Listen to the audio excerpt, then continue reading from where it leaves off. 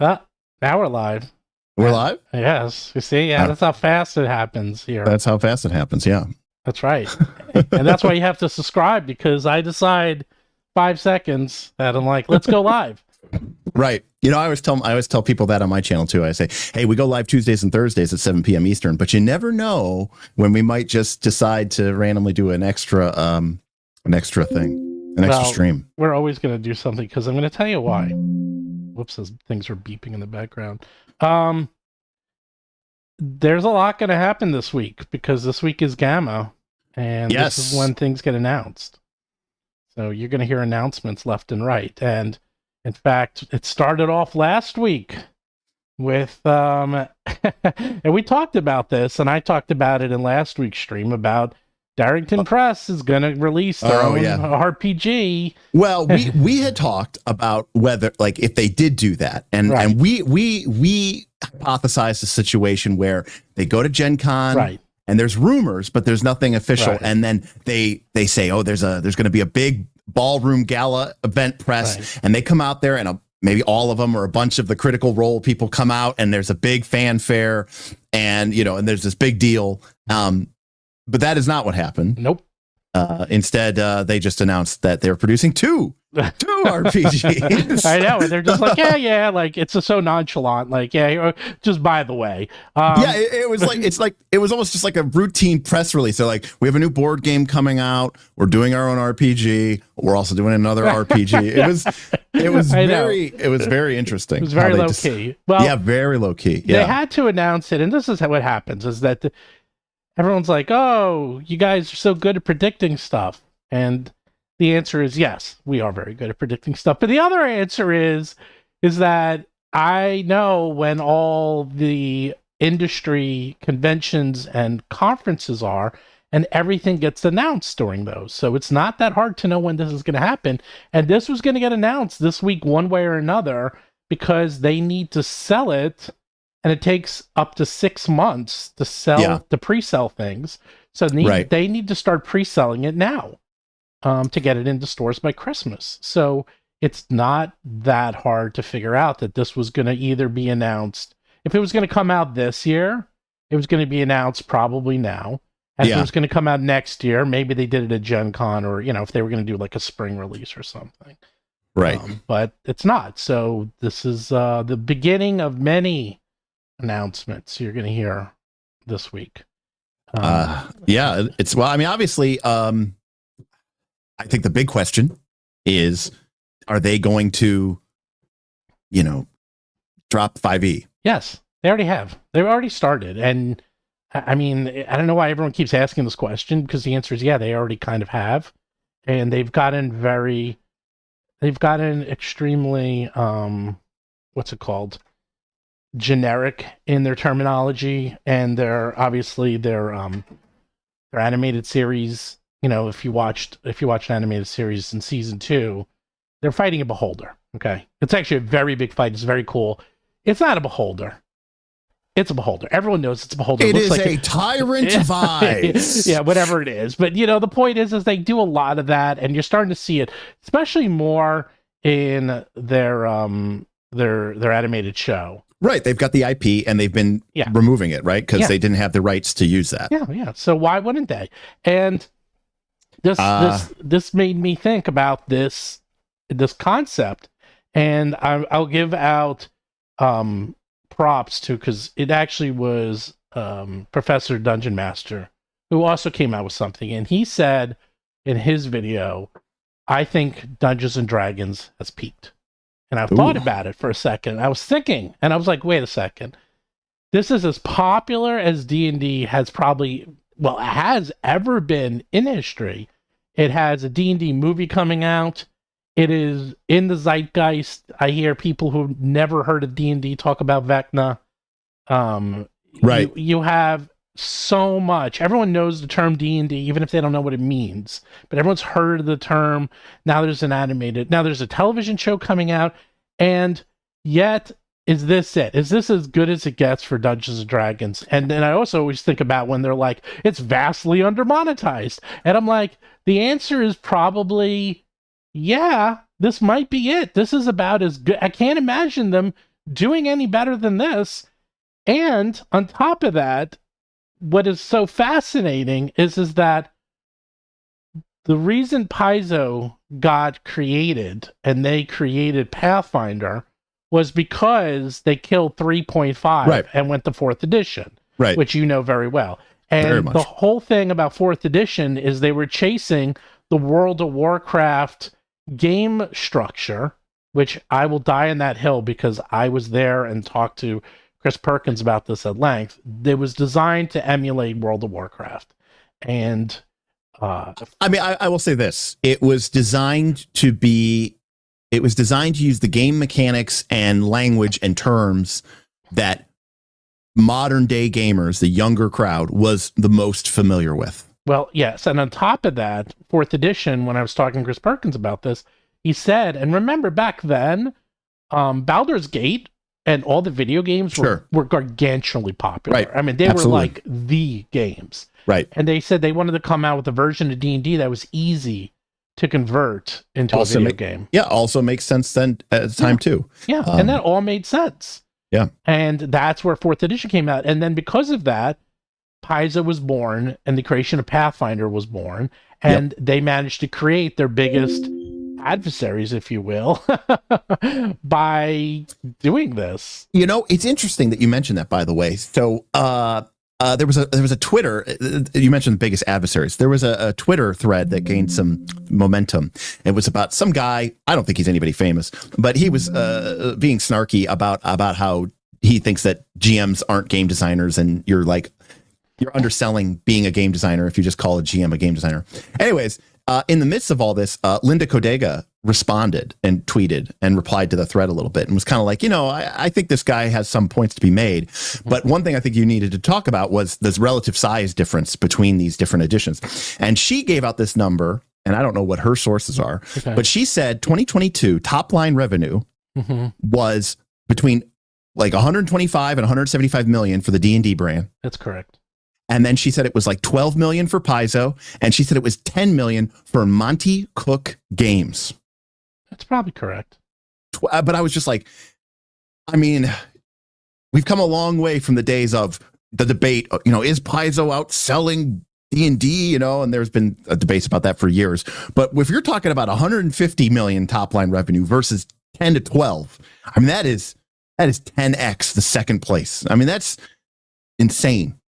I mean, like, how does D&D get bigger than that? They can't. That's the problem. They can't get any bigger than 200 million. 200 million is about the limit of what it is. And I don't know if you watched last week's show, but last week, Mark and I were talking about how it has to be absolutely infuriating. I'm taking off my hoodie. It's a million degrees. It is absolutely infuriating if you are WotC, because here you have a brand that is incredibly popular, that has managed to be in the public zeitgeist for almost 50 years.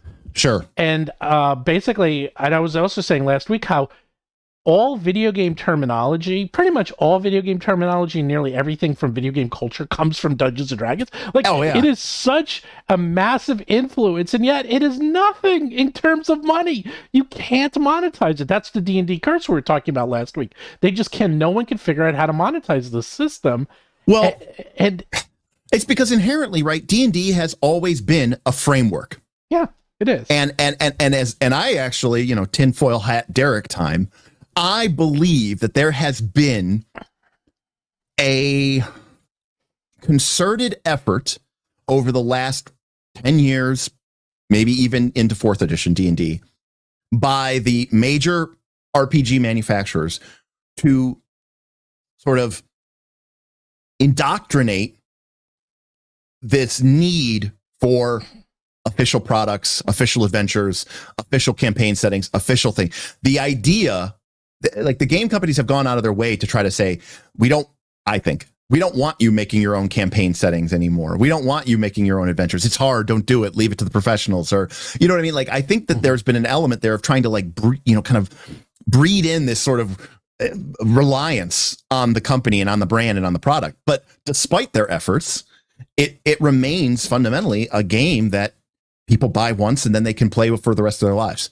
And so, like, it doesn't have that sort of repeatability like something like Magic the Gathering or a million other game products out there. Yeah, well, I would say it's their own fault, because one of the things that WotC... Well, actually, let me back up and say a few things, because we jumped right into it. We a little jumped in with 2 feet. We're like, let's go! Normally, we have a little intro, but again, we're here.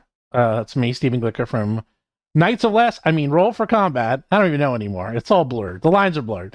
And then with Derek Melenda from Knights of Last Call, who's back from his cruise with his mom. That's correct. It seemed like a lot of fun. He did a stream from the cruise ship. That's dedication. That is dedication. To be fair, the viewing public tipped and donated for that to happen. So you could either vote with your dollars for me just to enjoy my vacation, or you could vote with your dollars to make me keep working. And they voted to make me keep working. I wanted to vote with my dollars to have you throw books over the side, but that did not happen. Okay, completely randomly. I just learned this the other day. Okay. And this is, again, for those of you who are completely outside of the nerd zeitgeist, you may or may not be aware that Magic the Gathering is the world's largest collectible card game. And maybe Pokemon is now, but certainly is huge. And this last year or so, they've been doing this brand crossover event called it's like Uncharted Worlds or something. And they've been bringing in other IPs into Magic the Gathering. They did Warhammer 40K, and now this summer they're doing Lord of the Rings. And as part of this, there is a card now called the One Ring, and it does some cool things. But also, starting last year, they started doing serialized numbers, where they will release, numbered 1 of 500, 1 of 10 of 500, and they are doing a serialized One Ring, but it is 1 of 1. Now, there have been some standing offers for people who say, if you pull this, my offer is 100,000, my offer is 150,000. There is currently a GoFundMe that is being raised by public interest to have whoever opens it throw it into a volcano. Yeah, I believe it. And you know what? Because someone just did this. These really popular TikTokers and YouTubers. Someone just bought, the iPhone 1 and for like $30,000 and opened it on air live, and and because he made more money in advertising than he did in buying the phone. These super popular, YouTubers and TikTokers. So to them, they'll pay $100,000 to throw it in a volcano because they'll make that back. The video will make more than that. So of course they'll do that. But if you have any questions, feel free to ask some. And of course, super chats we answer right away.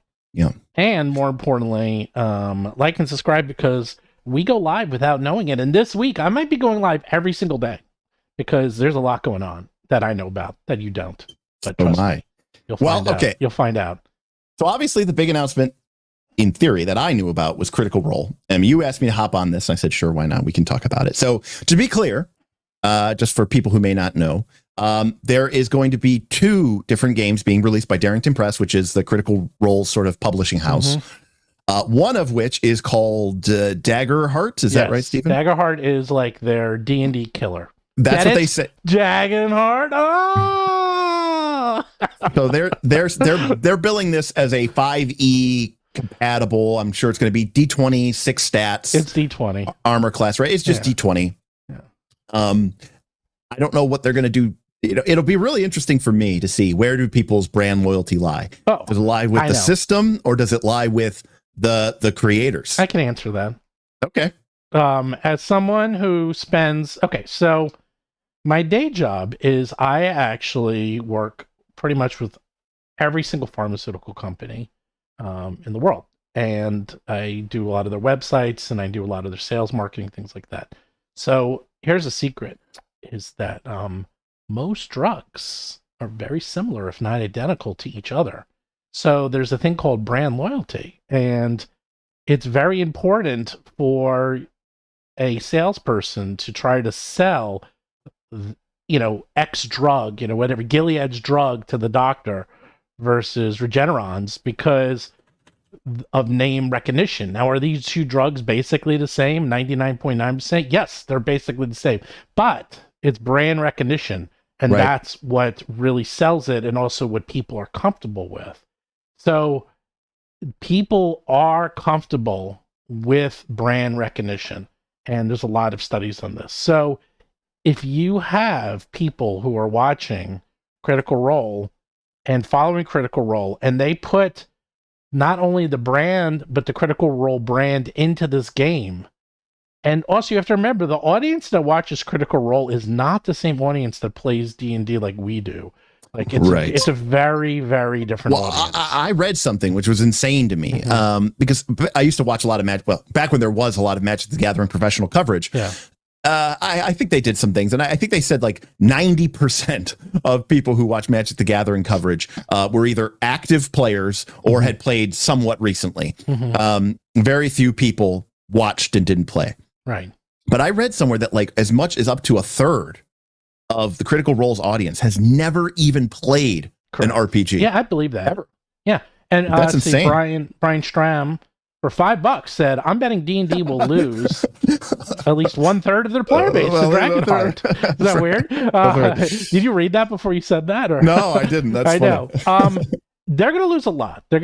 This is their worst nightmare, that this was going to happen. And I guarantee they knew this was happening. There's WotC's and Hasbro's not stupid. And again, it's so funny because everything goes back to the OGL. The OGL 1.1 kerfuffle. Everything does. Because if you look at it, the whole point of that was to kill competition. Right. And kill everything because they didn't want any of it. And not only did it not work, but it managed to galvanize and make all these competitors appear. And I didn't even mention, so when 3.5 went to 4, they created Paizo and created Pathfinder. Now when 5th is going to Advanced 5th Edition, everyone call it that. That's the official term. I've decided. No, you can't call it that. Isn't there already an A5E? No, I don't think so. Well, there's Ian World. Yeah, that's what I'm saying. I think it's called it's called Advanced 5th Edition. No, they call it. Well, no, it's called Level Up. Right. Advanced 5th Edition. That is the official. Okay, well, I'm still calling it Advanced 5th Edition because it's like Dungeons and Dragons and Advanced Dungeons and Dragons when they're trying to get... you should call it 5.5 because it is fundamentally the same thing as 3.5, which was not a new system. It was not a new game. It was theoretically completely backwards compatible, but they did rebuild several of the classes when they went from 3.0 to 3.5. It really should just be called 5.5. Yeah, well, I like being snarky, and I like to call them Advanced 5th Edition because how dare they? It's not going to be more advanced, though. That's the thing. Well, but anyways, it's not the same way they came out with Advanced Dungeons and Dragons don't give Stephen this. Don't call it advanced. There's already an Advanced 5e. How dare you? But the point is that this has now created the exact opposite again. It has managed. Project Black Flag came out. Shadowdark made $1 million out of absolutely nothing. Nowhere. Nowhere. I mean, again, I said some things. I said some things on my stream about Shadowdark, and I think people thought I was like being a hater. I just got it, by the way. I just got all the books. I'm not being a hater. I'm like, go get your coin. It's fine. Whatever. I don't care. Like, it's not my money. I don't personally care. What just struck me was how, and I get it. The person has a free adventure that people like on Drive Through RPG. But like people, I do not know why or how this did so well. And I got to imagine it's just a case of striking while the iron's hot, and it was just the right time. And, there was definitely a nice marketing push to the campaign. And there was definitely some nice art and, and some, very marketable, very market friendly game concepts that they put into the game that I don't actually think will work really well. But point is, there's just a million of these things cropping up, and some of them definitely have legs. Yeah. But Bueno Kitty said Stephen is hurting another brand by giving WotC the Advanced 5e. Yeah, actually, I'm very good friends with Ian World and Morris. And in fact, Paul, who writes for Ian World, writes like half of them. He converts all of my 5e stuff. So last people I want to hurt is Ian World because Ian World works for me. And in fact, Paul is writing tons of content for me right now. So maybe we'll call it 5.5. Aaron Williams said, don't insult the grade A 5e by comparing it to 5.5. Okay, fine. Right, you convinced me. Yeah. 5.5. Well, anyhow, 5.5. But you have right. So you have all these systems. Right. And just to kind of close the loop on that, because like Bueno Kitty said, 100% IDK, how that game got 1 milli for an OSR game. It's not about it doing well. It's the fact that in this day and age that a basically. It's 5e. It's just 5e with, with like half the rules removed. And they added in this kind of silly, like, oh, torches track in real time. And it's an OSR game, and it did $1 million. And that should show you that the people are ready to give their money to anybody else who isn't Wizards of the Coast. Yeah. So Chris Hansen for $20. Hey, Chris. So you want to read this one then? Sure. Chris is a regular supporter of the Nice to Last Call. The propagation of all these 5e clones reminds me of the D20 schlock of the early 2000s. True. What I imagine is every one of these companies is reiterating the hamburger, and the best tasting one is going to win. There is some truth to that, because I remember the D20 glut, and I remember when everybody and their mother was making D20 games, and it was like I wanted to die. It was like, dude, I remember the 80s glut, which was even crazier, because that was, and so I'd say that was the super Wild West, because there were no rules back then. Right. Like, everything was absolutely insane. And you just bought it and prayed and hoped, and it was just absolute madness in the 80s. And D&D was not the brand, it was a brand. It was right, but also you're talking about comparing though, like Dungeons and Dragons to RuneQuest to Warhammer Fantasy Roleplay. Like these games were like very substantially different. Oh, no. Yeah, there was, and D&D wasn't their only brand. TSR also had Boot Hill, they had Gamma Star Frontiers, they had Top Secret. Like they had a lot of major, and they supported those games. Yes, yeah. And my point is, like, but when you got to the 2000s, okay, if a superhero game came out, it was D20. Yeah, you're right. If a modern game came out, it was D20. Well, that was if a sci-fi game, it was everything was D20. Yeah. But it wasn't because it was the best system ever created. It was just because, I don't know, the heavy lifting had been done with you. And people were like, well, my players will never learn a new system. Right. But they already know strength, dex, con, wint, charisma. So we can go ahead and throw this out here, and I can say, oh, you have a base attack bonus with your laser blaster. And everyone goes, oh, okay, I get it. So it's D&D, but in space. Hey, man, look, that's in every industry. You know what? There's a reason why Broadway shows right now, they're remaking, there's like Back to the Future, the musicals coming out. I'm like, it's like there's just too much risk in starting over. It's a lot easier to take something and latch onto it than to go new. It really is. But no, you're right. And the D20 schlock. But here's the thing. By the way, someone wrote Project Black Flag is now known as Tales of the Valiant. Alex wrote that. Correct. But this is the problem. This is why you never put out prototype names. Because people will only ever call it the prototype name. Yes, it's actually a big deal. Don't ever make prototype names public, because that it confuses the brand. Sure. And like now everyone is Project Black Flag, and plus it's a cool name. They even came out with a freaking logo. They came out with T-shirts. I'm like, what are you doing? This is a big mistake. You never market your prototype or your code name ever, okay? Because that is what it's going to be called. It can be called Tales from the Valley to the End of Time. It's going to be called Project Black Flag, I promise you. That's what people are just going to call it, because it's a better name and it looks cool, unless they somehow manage to figure out a way. Anyhow, I'm not crapping it. I'm just telling you that's the way humans work. Or Black Valiant. I like that one too, by the way. What are we talking about? Oh, it's that right now you have all these people coming out with these competitors, which is good. And not only that, I still hear people talking about how they will simply never buy another game from WotC because they don't trust them, which could also be why money's going to things like Shadowdark. It's because they just want to give money to someone else. And this is the thing. They have the money. So if they have their $20-$50 that they were going to use to buy Tales from the Vault, instead go buy Battles of the Bestiary Strange and Unusual, which should coming out in about a day or two. Seriously, it's done. It's actually finished. I'm coming out with it probably by tomorrow. I literally have one page left, and that's it, and it's done. So, use your $50 and buy that. It is the best. I'll tell you what, we had our proofreaders read it. They thought it was the monsters were significantly better than the first Battles of Bestiary. And then I had the 5e guys who were converting it, and they said this thing was dynamite. They loved it. They were like, wow, this thing is so strong compared to the first one. Wow. Well, combination of strange and unusual monsters, which is literally the theme. They have lots of really cool monsters. And we had a lot more entries this time. So all the entries were extremely strong. We got a couple. A couple super chats. Yeah. Bueno Kitty said it gives you a shout out for being reasonable, which apparently is a rarity. Hey, we could give WotC D&D 5.5 then.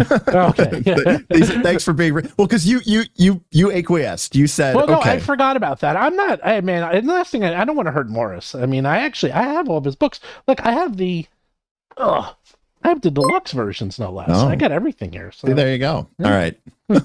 And then Mr. Smith's government class super chat $10. 10 pounds. 10. Yes. Yeah. I wonder how TTRPGs. Oh, it's Cybersmith. I suppose I'm gonna. Mr. Smith. We have two. There's two. Okay. Yes. Mr. Smith government class super chat $10. So I've learned about Heartbreak games from y'all, but what about Heartbreak lore books? I've been creating what I think is a great setting, but I don't have the disposition for creating rules. Well, to be clear, a Heartbreaker game is traditionally one where you say, I really love D&D and I just want to do my own version of D&D. So like, I guess suppose the version of a Heartbreak lore book would be like, I really love, I don't know, Forgotten Realms or Eberron or something. And I just want to do my own version of Eberron and in my own sort of style and sense. Would that do well? I don't know. It might do well. I can't really. Lore books don't do well. Yeah, I'll get to you right now. I mean, lore books don't do well. Stephen said it, I didn't, but no, they don't. Actually, I had a long discussion about this with Paizo recently because there are ways to make lore books do well. Because lore books for Paizo do well, but they're the only ones, and the reason is because you need to put crunch in them. If you put crunch in them, then people will buy there's people who buy it for the fluff, but there's a lot more people who will buy it for the crunch. Right, which says something about our hobby that I don't think I like, but I don't quite know how to vocalize it or express it. But it's strange to me. I just think that there's too many people who are just overly obsessed with just like, oh, give me more rules, more of this. It's like, okay, like you do need to have like there should be some sort of world or setting to it. But at the same time, I also know that a lot of people, including myself, will pick up a book, be really excited. You start flipping through it. You're like, where's the feats, man? Because you can get very good ideas because it's like good lore can give you good ideas that you can then steal. And I think, over time, especially if you've been playing for a long time, is that you want to start looking for things you haven't seen before. Sure.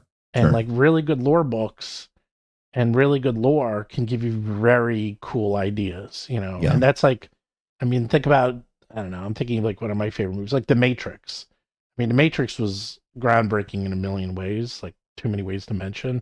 But that really helped define kind of a genre of movies and storytelling.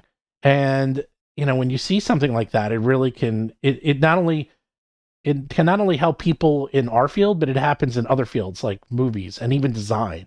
Like design was influenced by that movie. Like a lot of people saw that movie and came up with all these great ideas.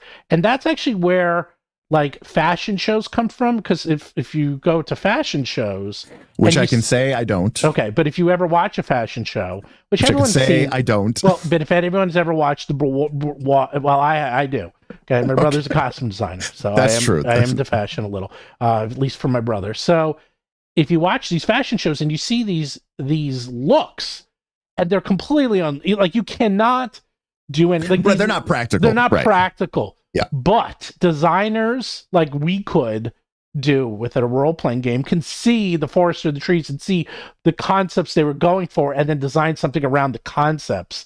And that helps define where design is going for the next year or two. Right. But to counterpoint to that, and I do see we had that 10-pound super chat as well, but I do want to get to that. But like, I feel like in our industry, like that can get you hurt, slapped down. Like if you try to go too far, too fast, like you're going to get punished by the market because, I talk to a lot of role-playing game players. I have people in my community, on my channel, stuff like that. And you just hear the same stories over and over again. People don't want to learn a new system. people are barely interested in it anyways. Like you just hear these like horrible horror stories of people are monetarily invested. I have so much money invested in this system. My players will play anything as long as it's 5th edition, right? Like, we have a lot of Pathfinder 2 fans here. My players will play Pathfinder 2. That's it. Like they think 5th edition is for, silly people and kids, and then they're like, oh, what you want to play a different game? And they go, no, I only want to play this one version of the game. And so if you try to do your own thing and be kind of avant-garde and try to come up with something and maybe try to push the design space and really question what it is that you can do with a game design, it seems like most of the time, like that's kind of what D&D did with 4th edition. The market punishes you.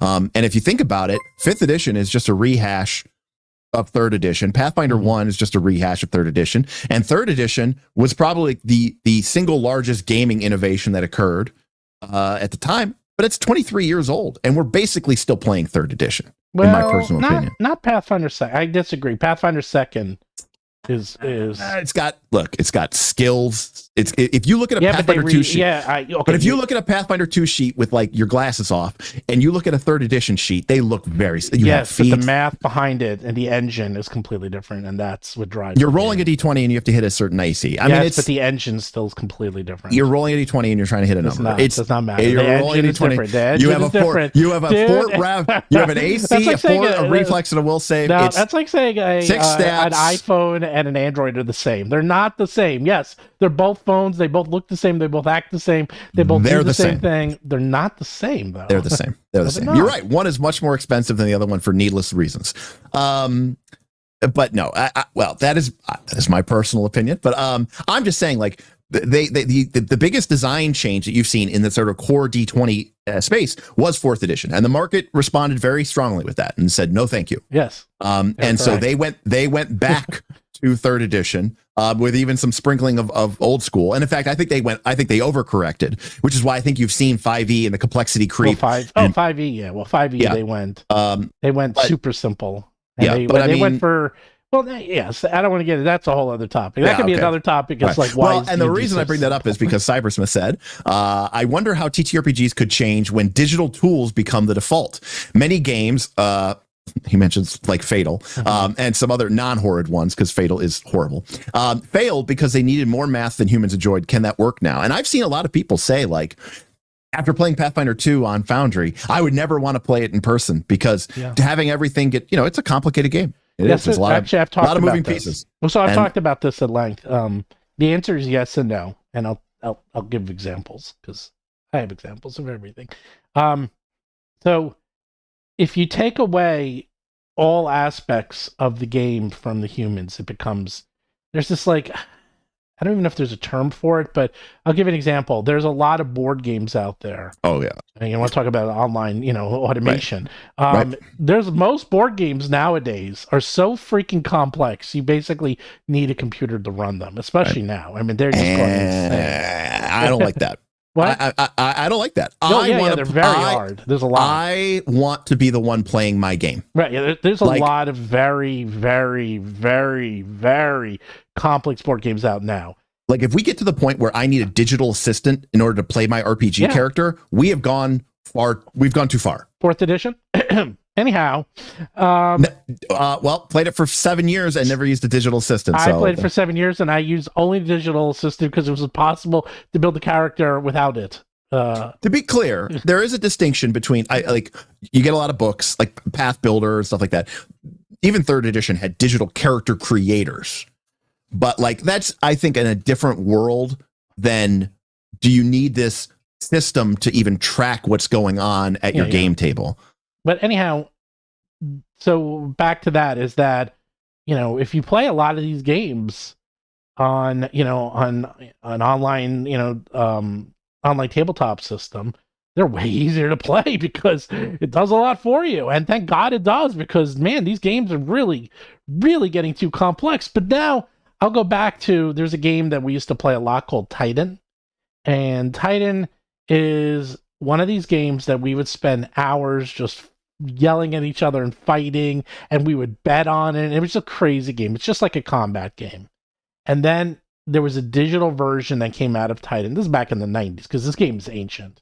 Got it. And the digital version of Titan made a game that used to take us hours to play, we'd finish in like 3 minutes because it was all automated.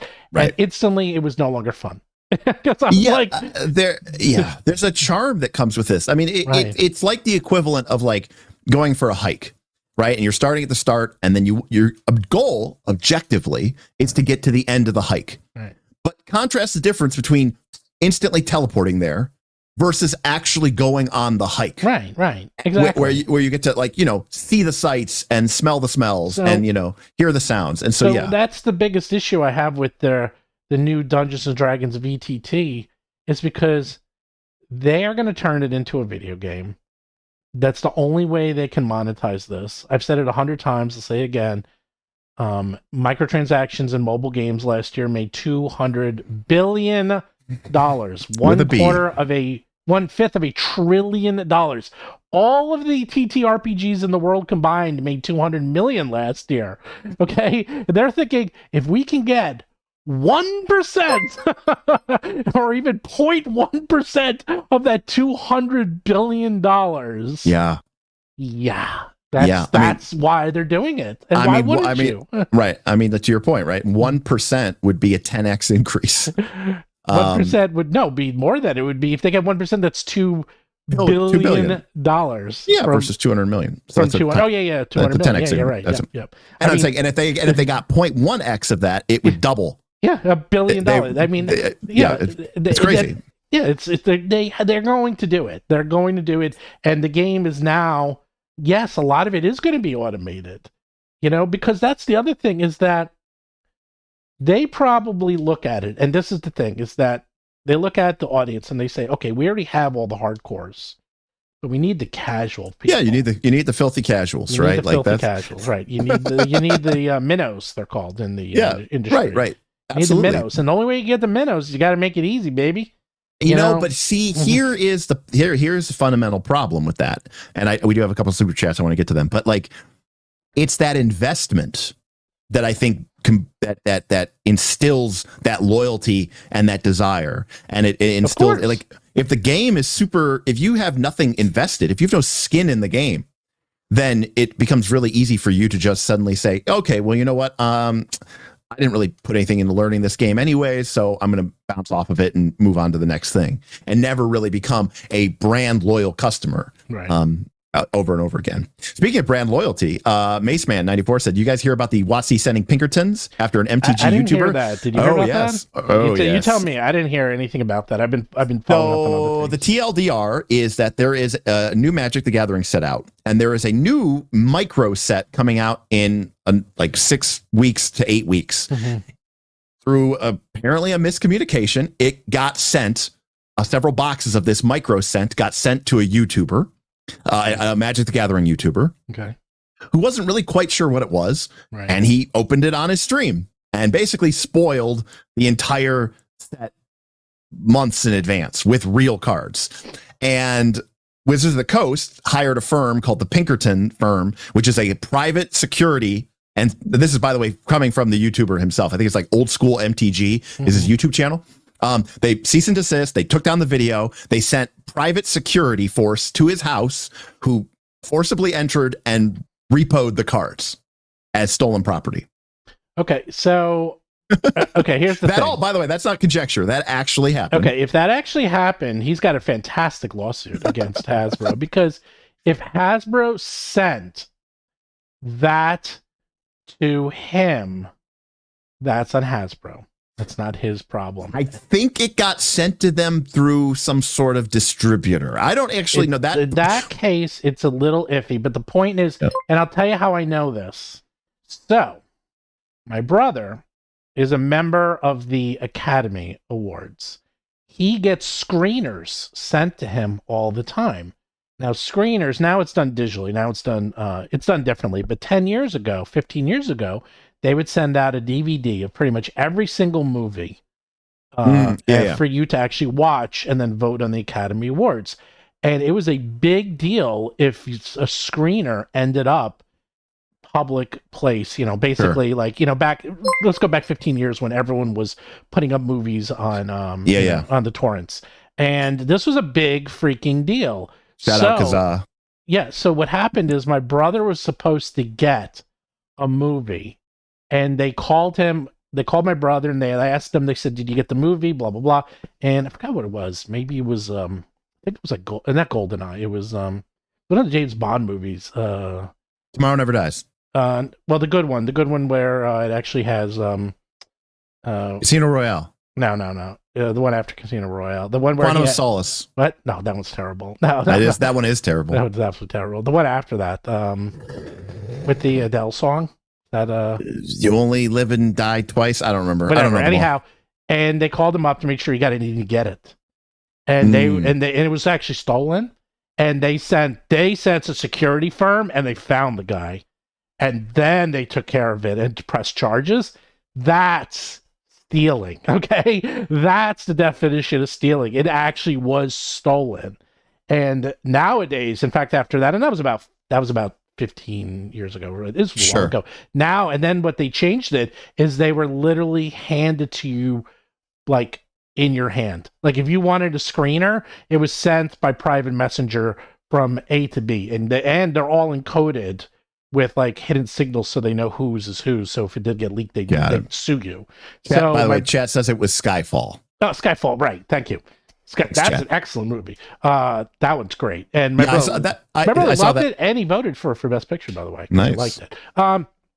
Anyhow, my brother has a stack like this high. No, like this high. He's got you name the movie. Okay. You've never even heard of any of these movies. Okay. He has a stack. Okay. And that's stealing. Okay.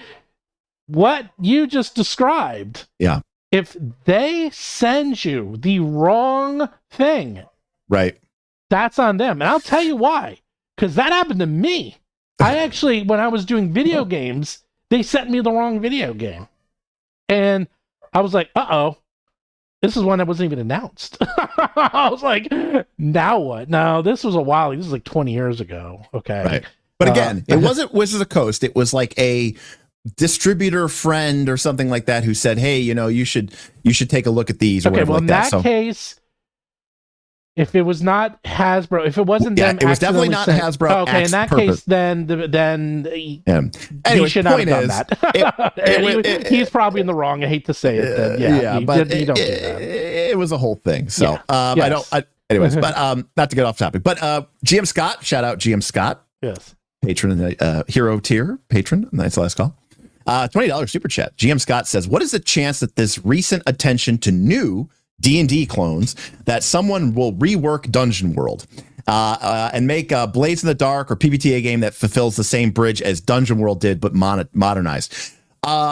People have danced around that issue for a long time. And obviously, there was some controversy with Adam Koebel, but for whatever reason, even before any of that happened, Sage Latora and Adam Koebel have never really expressed any sort of desire to go back and update Dungeon World. I agree with you, GM Scott, that there isn't a good immediate fantasy analog that is modernized PBTA. And so I don't know that people are going to do that, though, because the direction that PBTA games have been going has been, if anything, away from Dungeons and Dragons. And if we're speaking quite frankly, I don't think D&D players want to go away from D&D. I mean, I think that they might want to go away from the D&D brand, but they want to stick with my D20 and my 6 ability scores. And so I think that's why PBTA designers have been like, okay, well, I'm not going to try to reinvent that then, because there's just not a market for it. So, I mean, I think that's what it really comes down to, Scott, which is sad. Scott, maybe we'll build it. 13th Path World Finder and Dragons. You do it. It's OGL. If it's OGL, then you could do it. Well, Dungeon World, I think, was released under a Creative Commons, but even then, like it, yeah. I mean, it would be the key is, how do you make a game? This is the trick. How do you make a game that D20/D&D players will play and buy and maybe switch to, but also somehow avoid just being a fantasy heartbreaker, right? Like that's the hardest thing to do. Like, it's tough. You can't. It's actually. Well, I mean, let me put it this way. It's okay. I'll tell you how you do it in a second. Let's get to Bueno Kitty, $11. I'm going to be honest. The reason I'm still in 5e scene is because it's so much easier to get a 5e game going.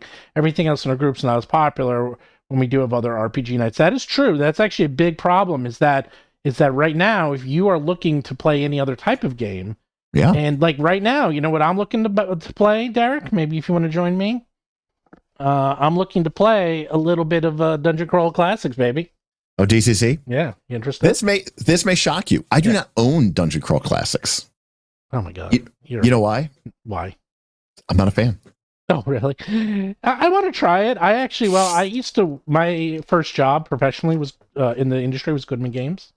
Okay. And I used to work with them. It's an OSR. I'm curious. It's an OSR game. The funnel can be fun once or twice. The rolling for magic, I think, is actually kind of fun. But Oh no! I'm not looking to do a campaign. I'm just looking to play a little bit here. No, it's fine. It's fine for that. Yeah, it's fine for that. Right? But I do think Bueno Kitty and you, Stephen, are correct. Which is, and it's unfortunate for the 5e base because if a third of people end up going to Daggerheart, and is that it? Daggerheart?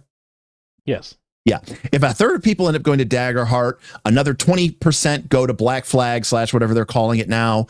Maybe another 5 or 10% end up doing some other version of 5e. Suddenly you had all these people you could play with. And now you have it's it's like the Great Reformation, right? Like, it's like, well, what version of the gospel do you practice and do you preach? And suddenly it's going to just blow up. I think 5e's popularity has been buoyed by the fact that it's damn near impossible for people to find GMs to run anything for them. That's what I was going to get at, is that it's really the GMs who decide. And in the end, that's why everyone's like, oh, they're not going to do, they're not going to do AI GMs. Oh yeah, they are. I mean, silly people. Of course they're going to. Not to toot the Knights of Last Call's own horn. Yes, but you have a method. What's your method? Well, I was independent of this. We just opened up signups for our Northern Reaches Pathfinder 2 community campaign. I want to join. How do I join? Well, you've got to be a champion tier member of Knights of Last Call, which you are. I'm a champion tier member. Yeah, and then you got to go and sign up. Where? Maybe you should put the link in the chat. Well, you have to be a member of the Discord. So, anyways, you have to be a member of the Patreon. So hard. Too many paths. Too many. Listen, tell me how to do it. I just want to play. But the point is, we had within the first day, we had about 40 or 50 players sign up. But we also had about 25 to 30 people sign up to GM. Ooh. So our ratio in our community is 2 to 1. We have one GM for every 2 players. Wow. Just because we have an overabundance of GMs, just because our content and our community kind of leans GM heavy. Mm-hmm. But I understand that is, on the whole, I think we've talked about this with Mark before, very different from what other other Discords and other group communities see. So. Well, the point is that the DMs and the GMs run everything, and right now there's a big lack. And WotC also came out with a very interesting video last week. I don't know if you saw it, with Chris Perkins talking about what's going to be the it's still out there. I was on the cruise. 2024 DMG, and that's a very interesting video because he even says, "Oh yeah, the 2014 DMG sucks." I'm like, and he goes on to explain it's terribly designed and laid out, and they just don't explain anything. And I mean this, even if you do not like 4th edition, which is fine, whatever, get a hold of the Dungeon Master's Guide for the 4th edition D&D game. Mm-hmm. Get a PDF. I'm sure it's a couple bucks. Maybe you could find it somewhere else for free. Who knows? But if you really want to, get the DMG for 4th edition, and they also made a DMG 2 for 4th edition, and read them, and you will be like, holy crap, that is how you write a Dungeon Master's Guide, because that book is not just, here's a random collection of tables for random planes that your party might travel to, which who the fuck uses that? It's like, hey, here's how you identify different types of players, player personalities. How do you deal with conflicts at the table? How do you deal with scheduling? How should you handle initiative? It actually teaches you how to be a dungeon master. Yeah. Far better than pretty much any other book before or since, honestly. Yeah, so, I do remember it being very good. It is very good. We have a lot more super chats. Yeah, Rao Tavira or Tariva, a helpful drow. says regarding our lore books conversation, consider most folks run their own worlds too. Rules with closely aligned ideas are more useful to GMs, the main consumers. I agree with you, but I don't know that I actually agree with the premise. Like, I don't know that most folks run their own worlds. I feel like a lot of folks are running in one of running. If they're, I don't know what the percentage is, but if I had to guess, I would say 75 to 80% of people playing Pathfinder 2 today are setting their games in Golarion. Okay, again, everyone's like, "Oh, I run my own world. I run my own world." Everyone says that. If I was to guess, I believe that everyone runs their world in Golarion or a pre-made world, and then modifies it. Sure, but I mean, right, and then of course quote, you're going it's your own world. But I don't think anyone starts from scratch. They just don't. It's very hard to do that. And by the way, if the 2014 DMG, the very first chapter is how to design your own world. And I'm like, wow, that's probably the worst thing to start a book off with. Is like the most complex thing that no one will ever want to do. GMing isn't hard. Here.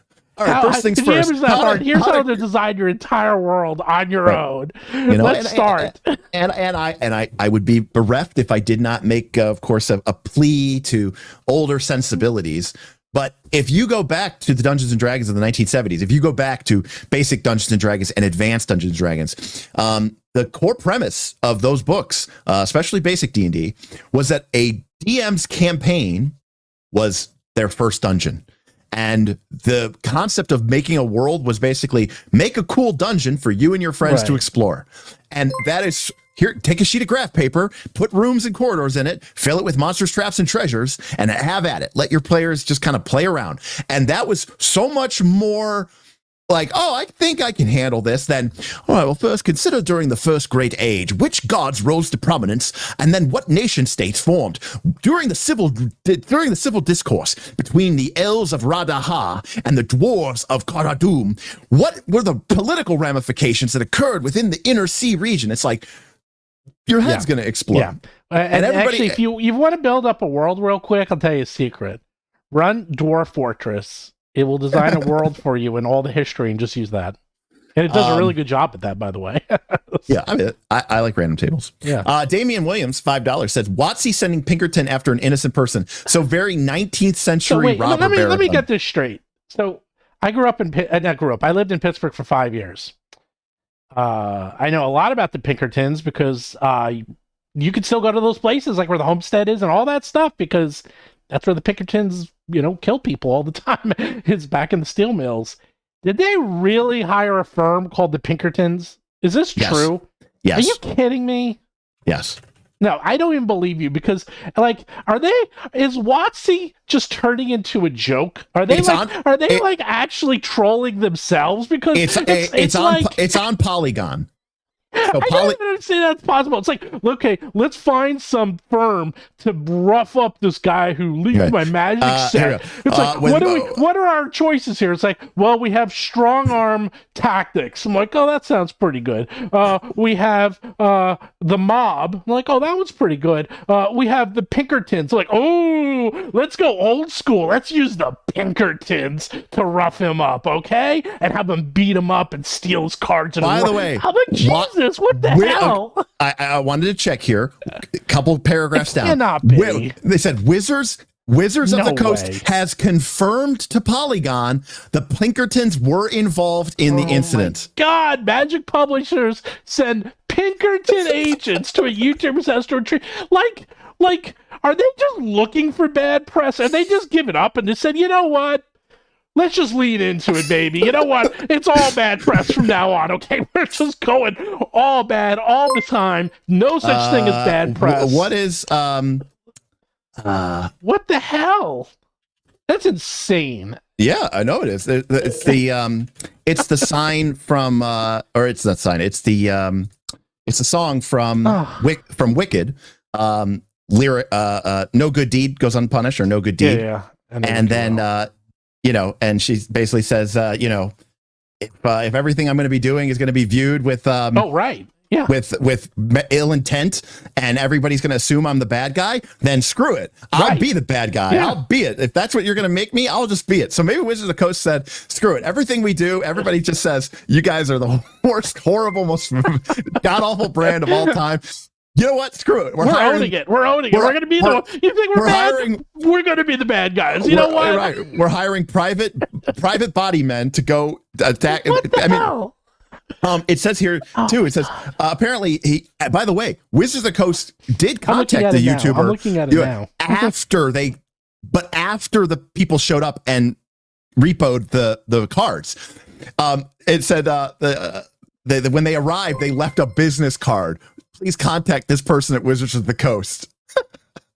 You know what? Look, the guy's wife was crying on the. It was like it was a whole thing. Well, look, if you're going to do something like that, the very first thing you do is call your lawyers, because you're talking to the person who publicly put out the OGL 1.1, and you better believe I spoke to my lawyers before that thing was sent out. I'll tell you that right now. Yeah. And at that point, it was already released, so it was okay. Right. I know you have a stop, Stephen. So I don't want to. I have about 25 more minutes, but let's keep going. We got a lot of super chats. Let's start going. Listen, people love. I bring the cash. You bring it's all you, baby. Everyone wants to see after your vacation. Everyone's like, let's see what Derek's tan looks like. Listen, if you were to do a percentage of the number of people who are super chatting who are nice last call members, it would be very, very, very, very high. I know it would be. That's why you're on the show all the time. Oh, and the only reason that I don't have my. Oh, you know, if you sound effects, can't do them. All right. Chris Hansen, he loves it. He says he agrees with you. 5e was so DM friendly, a dream for DMs for $2. And I'm gonna just kind of real briefly say that was another part of their design with 4th edition and I think Pathfinder 2 iterated on this. So this is a check plus for Pathfinder 2. Because I do think that 4th edition D&D was even easier, by the way, to DM than Pathfinder 2. But I think Pathfinder 2 learned a lot of the lessons from that. And they said, hey, we are going to create a system that maybe veterans would chafe against. But if you're a veteran, you probably have the confidence and the skills and the know-how to change the rules anyways. But if you're just starting out, here are some very, very strict guidelines and suggestions about how to run and manage a game. And I think it did a really good job with that. I mean, you and I agree. I love 4th edition. I do feel it did feel, and I ran, actually I was a player. I was a sorcerer from level 1 to 20 in a fantastic campaign that my friend ran, Seth Lipton. Not to 30? Not to 30. Went up to 20. But you know what? Because it did end up getting a little samey after a while. It can. That's the only problem is that because... I mean, but, listen, my 20th level fighter in Pathfinder 2 was still double slicing at level 20, and same thing he was doing at level 1. Sorcerer, or was it a warlock? No, it was sorcerer. I had so many abilities to get out of jail free. Like, I had so many, reaction abilities. Yeah. It got to the point the DM just ignored me. Because he knew if he tried to attack me, I'd be like, oh, that doesn't work. I'm over here now. It was impossible. It was impossible to target me. we had a joke. We had a wizard. I was the GM. We had a wizard PC, and he was a staff wizard. And staff wizards are sort of abjurationists. They're sort of protectivists. But he was also an Eladrin, which meant he had teleportation and fey magic. And it became a joke that every time I would attack him, he would go, but before he does that, I teleport away, or I turn invisible, or a magical shield surrounds me and I'm immune to damage. And then I'll be like, okay, you've used that power. All right. Well, the other one, Reddy's a massive, but before you do that, it was always this joke. And I basically could not hit this guy for the life of me. I kind of ended up just kind of ignoring him. Well, that's exactly right. That's what ended up happening. It got to the point, you won when the DM just ignores you. He just ignored me every fight because he knew he could never touch me. Right. And I had 5 ways to get out of getting hit. By the way, someone randomly chat says, as I'm kind of catching up here, it's apparently Aaron Mortar said Linda Kodega is apparently looking into the whole Pinkerton story. I saw that. A couple people wrote that. I'll get in touch with them and see what they say. So Dragoon of Kyrie for $9.99 says, just a question. So with Wizards of the Coast marketing this as 5th edition and the rules compatibility not trying to differentiate itself from base 5th edition, what problems would this cause in your opinions? Well, we actually had a topic about this 2 weeks ago with me and Mark, because we went on to explain that I'm a proponent and feel that games should be updated. Magic does this very successfully throughout the course of their lifetime. They continuously update the rules while keeping the core rules exactly the same, more or less.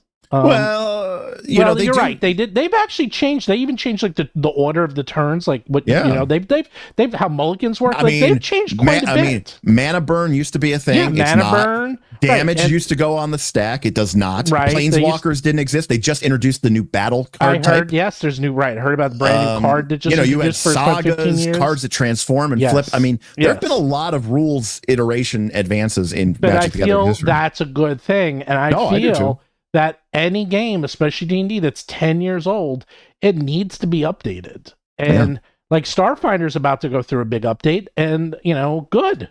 That game needs it. I love that game. I'm on a 5-year plan, honestly. If you want to ask me, like Pathfinder 2nd edition came out in 2019. In my personal opinion, I would love to see Pathfinder 3E announced next year. Would you be excited if they announced that they were going to do it, not 3? No one's going to do that. I want a 3. Well, they're not going to do 3, and that I know for a fact because they've already announced what they're coming out with it for 2 years, so it's not going to happen. But if they came out with like an Unchained or they updated, I mean, would that be? I mean, it's better than nothing. I mean, I'll say that. Like, I think that games should be updated. I think that we live in a lot of people are interacting with these games on a digital basis anyways. And plus it's just good for the company. Like, resell your core books 8 times. Like, good. Yeah. Like as a customer, I don't have to buy it. But as a customer, I want to buy it. I want to support you. Give me products. And I would rather have vertical integration of continually evolving and improving rule sets than just here's 50 more classes over the next couple of years. Yeah, but here's the problem with D&D is that, and this is the issue I had with them for so long, is that when D&D first came out, it was, and people forget this, like, they had like 5 people working there, okay? It was all freelancers. Right. Like, no one, when 5th edition came out, it was like an itty-bitty, teeny-tiny little division. Well, because they had been stripped bare. Oh, they were stripped to the barest of bones, and they had life support. And everything was outsourced. Yeah. And that's why they came out with like no books. And they've got like how many rule updates have they done? Oh yeah. None. Yeah, they don't do rule updates. They for the first couple of years of adventures, and that's it. For the first couple of years of 5th edition, it really did feel like it was a game system on life support. It was shuttered. It was clawed. Like, it was just like an old dusty server that like they keep running because we'll keep it running. But if it ever needs maintenance, we're not fixing it. If it once it crashes, it's done. Right. It's like that. It was literally like, we're coming out with a new adventure. Here's our new adventure for this half year. You were getting written by a third party, not written by anyone at WotC, by the way. You were getting what, like 1 or 2, maybe tops hardcover books a year. You used to get that per month in 3E and 4E. It was wild. I know. And that's the problem, is that they didn't grow the brand. And that's actually, again, this all goes back to OGL, why people felt so, like, to this day, I think people are still furious with them. Correct me if I'm wrong, chat, but it's like, how dare you try to take away the game from us after we basically kept the game alive while you had it on life support, and then suddenly you decided, oh, we need to make money off of this. No one is allowed to create content ever again, and we own everything. Thanks for all your help. See you later, suckers. I'm like, that's why people are like, they will never buy anything from WotC ever again. Yeah, and I know a lot of people are still doing that. People should vote with their dollars. I mean, that is what I always say. So, I mean, I have no problem with people making a decision like that. Oh, we have a whole bunch more. Lollipop, $22 Canadian.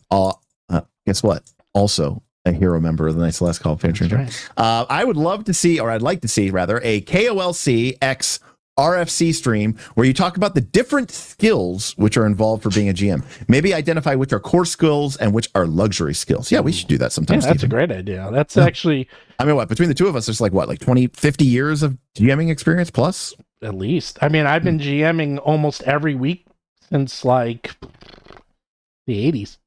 I probably started GMing like probably early 90s. So yeah, it's a lot of years like of experience. 70 years or something ridiculous. I mean, I'm GMing tonight. I mean, I'm not going to say I'm the best GM in the world, but I will say I have a lot of experience. How about that? That I definitely have. And I make no comment about my GMing. Well, I'll put it this way. Nothing scares me anymore because I've probably seen it at this point. Like, I've seen it all. So even the craziest thing, I'm like, please, I've seen that 5 times, and now I know how to handle it. It's rare that something will happen that I don't know how to handle. But 20 years ago, oh boy, did we used to get into a lot of fights. Let me tell you. Yeah. All right. Same. That should be a whole stream. We can do. I can have streams. I told you I've ended friendships over D&D. I've had a lot of fights in my D&D world. I mean, to be fair, I was a younger man in my teens. Yeah, I was younger. But I definitely, my friends have definitely led me to move me to tears of anger where I have stormed off from the table. That's another topic. I've had. And I'll bring in the people because I like Chris and Seth, like all the guys in my regular. By the way, if you want to watch us tonight at 8:00, tonight at 9:00 p.m., we're actually finishing up Agents of Edgewatch, the end of book 4, and you can watch us live. And people watched us last week. Last week, one of the greatest fights ever I've ever seen was last week. It was fantastic because one of the characters, they were fighting 2 worms that walk, and one of them cast Paranoid on the spellcaster, and he critically failed, and then was attacking everybody. It was a total shit show, man. It was great. Oh my god, he was summoning in monsters. Then the monsters would just fight everyone, and then I was playing the monsters, so I got to use the monsters to really mess up people. And then I had the player cheering me on when the monster would do good things. God, that was a good session. You can watch that. It's on the YouTube, by the way. See, that's the beauty of the internet. You can relive those moments. That was a good fight. Plus, it's on our podcast. All right. Rage the Promise End, $5 says, what do you think about them standing off the edges of a lot? I say sanding.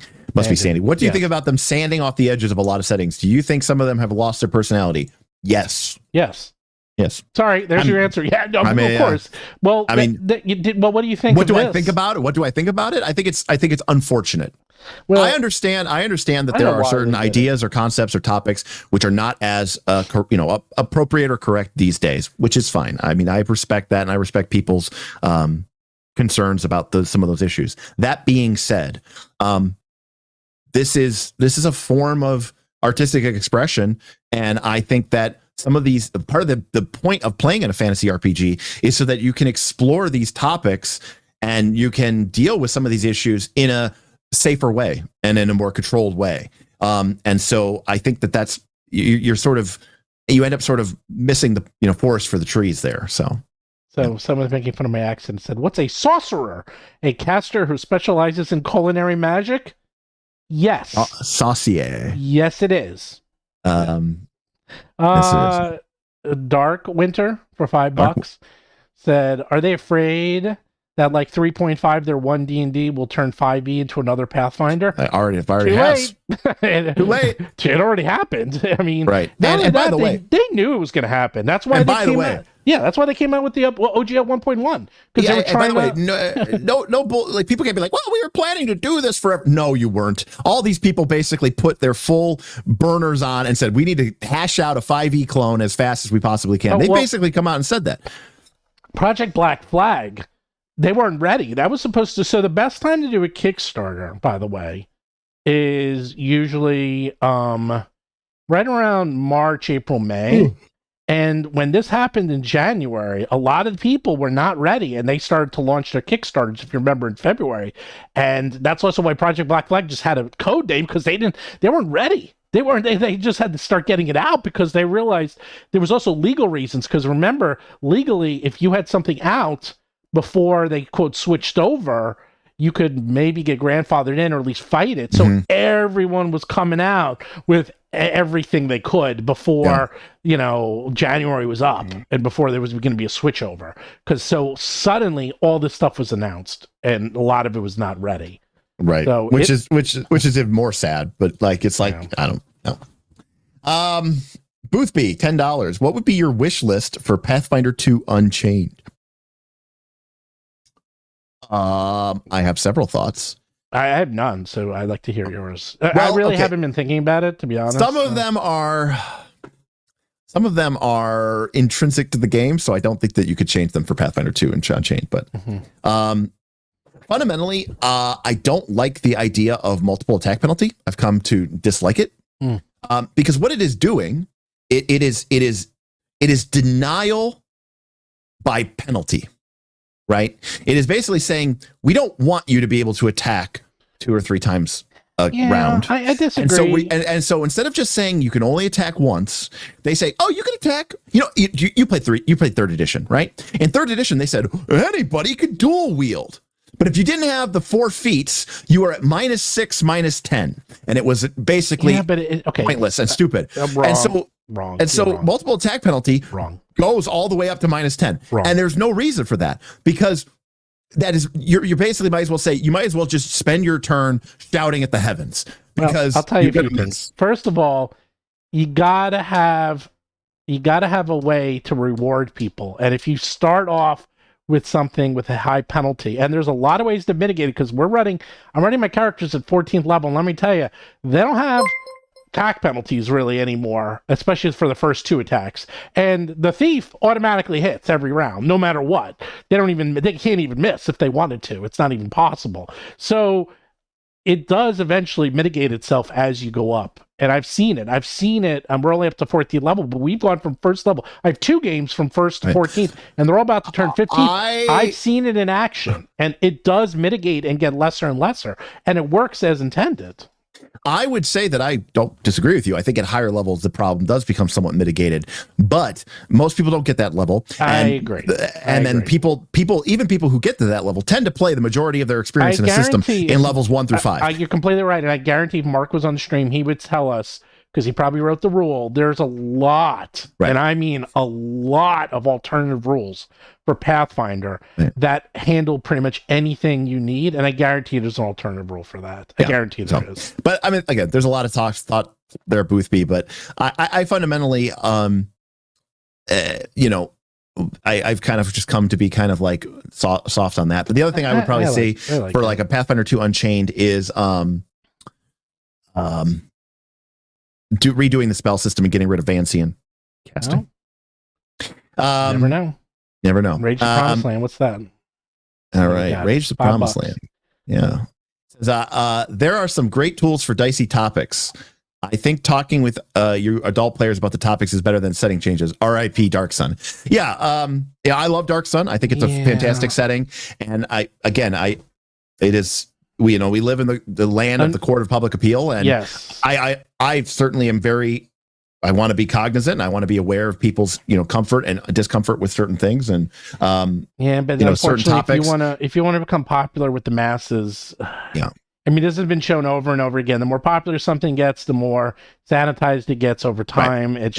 It's just part of, that's the only way they're going to become a culturally popular brand, is because you need to offend as little people as possible, and then you have to sand off all the edges. Right. And the edges are still there, but that's where the third-party market comes from, and that's where people, like if you want that stuff, trust me, it's out there. Right. It's not going to come. It's not coming from. You're just not going to get wide market appeal. And I've said this before, but one of the things I learned from my time working with Progressive Insurance and customer satisfaction and what we call net promoter score was basically you really don't care about getting the 5 out of 5s. You don't really care about getting like I love your product. What you want to do is avoid the ones.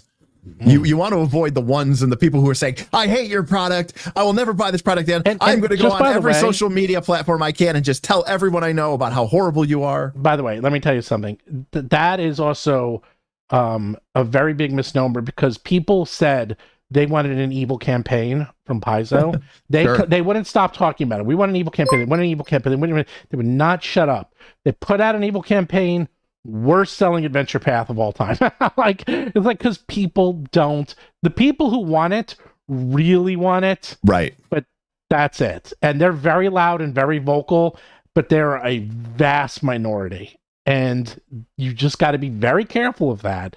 is that there are, especially now, there's very advanced ways to figure out how many people really want this versus how many people are just saying it over and over again and are in every stream and every chat and every message board and tweeting and talking about it and have a loud voice. But there are, okay, they bought their one book, but you got to sell 10,000 of those books. And are there 10,000 people who want it?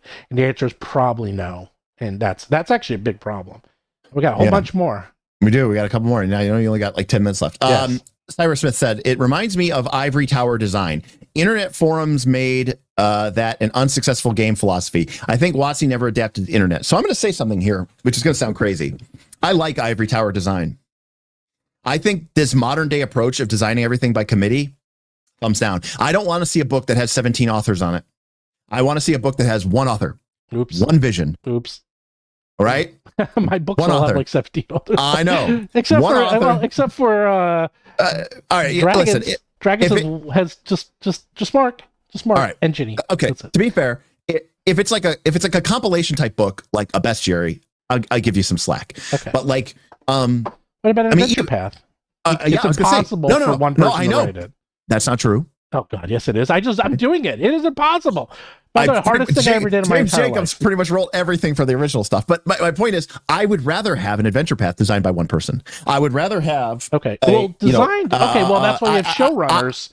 Okay, first of all, Hollywood figured out how to do this. You need good showrunners. Right. I'm just saying, you understand this better than most, which is we live in a world where a lot of this stuff gets outsourced. People are working in silos. They're not in the same office. They're not sitting there whiteboarding their ideas. There might be a couple of Zoom calls. Everybody has a million different deliverables across their desk. They're working on 5 different projects at once.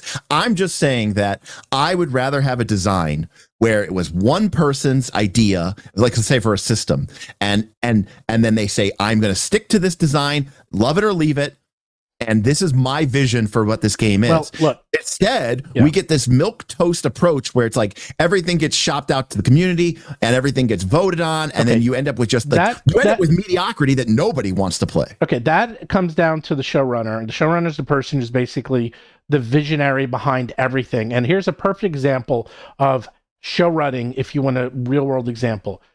Season 1 and 2 of Picard, okay, pretty much the same staff, same writer, same everything, was terrible. Okay, because the showrunner was terrible. Season 3, which just finished up, has been getting lauded as absolutely fantastic. People love this season. What's the difference?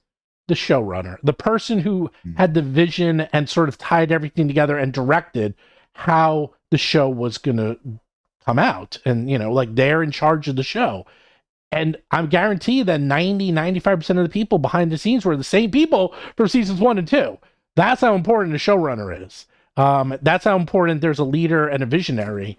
And you can do it, but I think the people at the top of WotC right now, because I've heard rumors of this, is that you can write something and turn it into WotC, and you'll be lucky if even 10% of what you wrote ends up in the book, because they change a lot of it. And who's they? I'm not going to say, but there is upper management who decides what's in the book and what's not, and it's not necessarily what the writers do. So there you go. All right. Evan Smith says, were there some companies that were planning their own RPGs for 2024 and were forced to quicken the timetable because of the OGL catastrophe? Absolutely. 100%. I think Critical Role had a game coming regardless. Would we have seen the announcement from this year if OGL hadn't happened in January? Probably not. Definitely Black Flag. Matt Colville literally said, hey, everyone hates everyone hates D&D now. I'm going to literally we are starting a new game design process, and they have hopes of launching next year or something like that, which seems insane. I guarantee that people are suddenly rushing, especially after they see they're seeing. That's what I was saying. Well, back to the original, has D&D peaked? Yeah. And not only has D&D peaked, I think you're going to see the influx of all these new systems. Yeah. I mean, back to the original, we talked about Shadowdark, we talked about Project Black Flag, and there's 2. So there's Illuminated Worlds, which is like a very lightweight system. I'd say sounds like almost a Blades in the Dark type system. And then Dragonheart, which is supposed to be the meaty campaign, long-term campaign, rich character progression system. I guarantee that season 4 of Darrington Press of Critical Role, they're gonna bring out and say, here's Daggerheart, and we're gonna show you how to play it by playing it in our game. And oh my god, they're gonna sell a lot of this game. And more importantly, they do this now. They do this a full year before 4th edition. They suck out all the air in the room. Suddenly all these people are buying, especially Daggerheart. So you have all these casual people and people who maybe never played a game or want to get into a game. They buy Daggerheart. You have people who are a little bit more interested in, buying a different type of game, which went to Pathfinder. A lot of them went to Pathfinder, and that's just fact because they sold out. They sold out of their entire supply in a week. So people went I think it's wrong to assume that like 50% of the D&D people suddenly became Pathfinder 2 fans. But you cannot deny the fact that a lot of people. I'm not saying 50%, but you know what? Even a small percentage of these people, and these are people who would never look at it. And more importantly, is that it's not that they went to Pathfinder, is they weren't looking at any other system. Sure. And there was no other reason to. Now they are. Yeah. And that is a problem. You don't want to ever give your competition a reason for them to leave you. And that is a big problem. And then suddenly you have 5th edition coming out, 5.5. And what had they been lauding like over and over again? The VTT. Right. Have you heard anything about like the new game systems?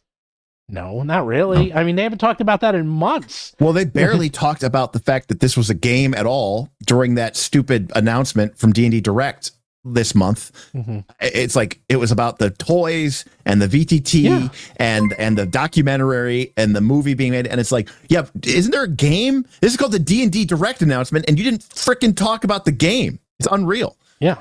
Here, I'll say this. With the announcements of Daggerheart, Illuminated Worlds, Black Flag, and more, has D&D peaked? I hope so.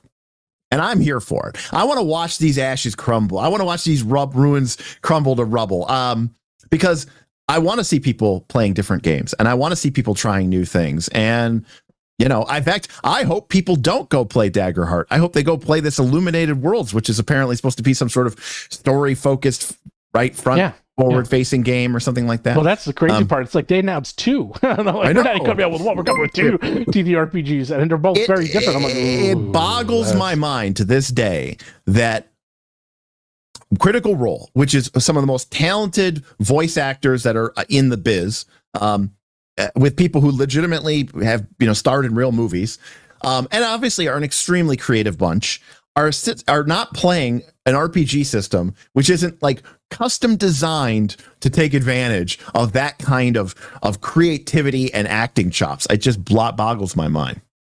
So Ira Smith says the ship catching orchids in Picard season 1 were cool. Yeah, they were cool, but the season still really didn't make a lot of sense. But season 3 was great, and you should watch it. There you go. Ben says the influx of new games cannot be bad, but I don't foresee much innovation from the F20 clone factory.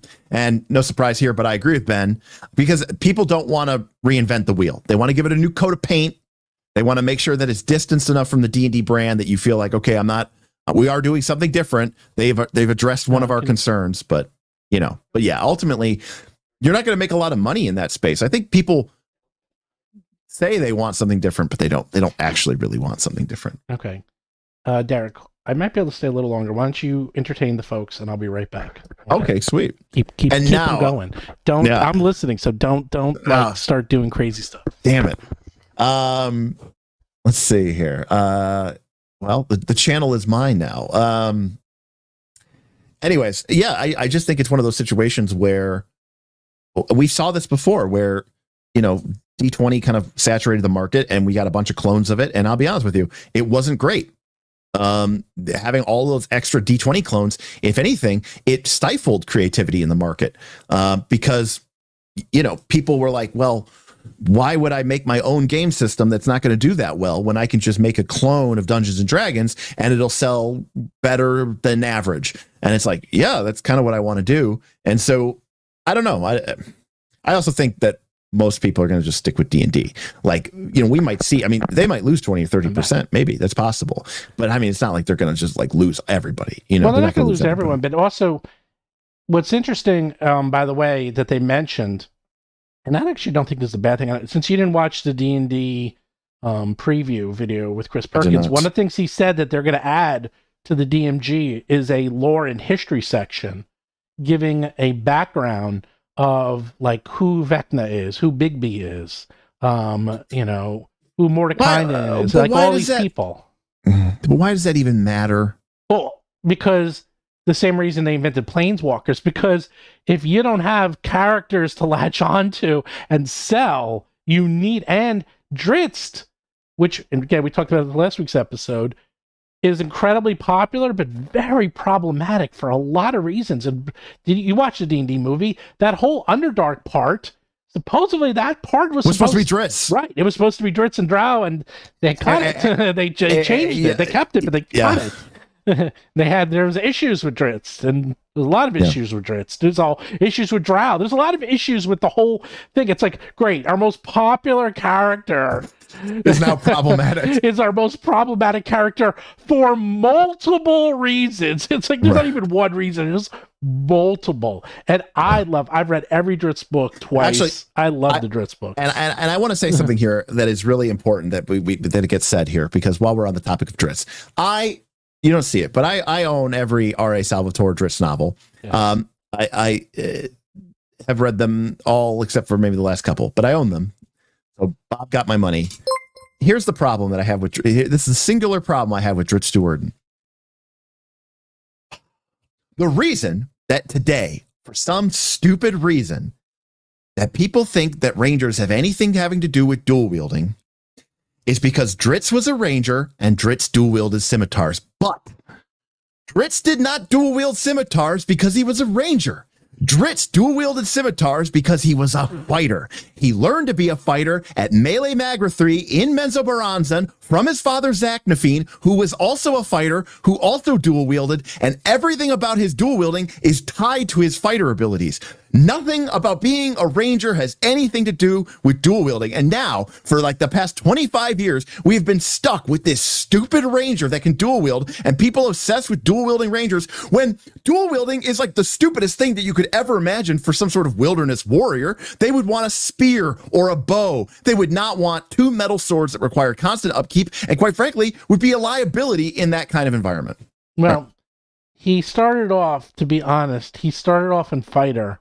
And then when he met his teacher, Mushi, in Sojourn, right? Yes. He learned how to become a Ranger and one with nature, and then he mained into Ranger. Yeah, but even if you look at like Forgotten Realms 3rd edition book, Drizzt was like 15 levels of fighter, 1 level of barbarian from his time spent in the Underdark when he was alone in Book 2 Exile, and then like 3 or 4 levels of Ranger. Like he wasn't even that good of a Ranger. Honestly, no, he's a pretty crappy Ranger. He was a pretty crappy Ranger. He is a Ranger, but now he then spent his time in the wilderness looking out for people, looking out for the animals. Like he was doing all that crap. I don't know. So anyways, he's a Ranger at heart, but you're 100% right. Is that yeah, but you know what? Here's the thing. And this happens all the time.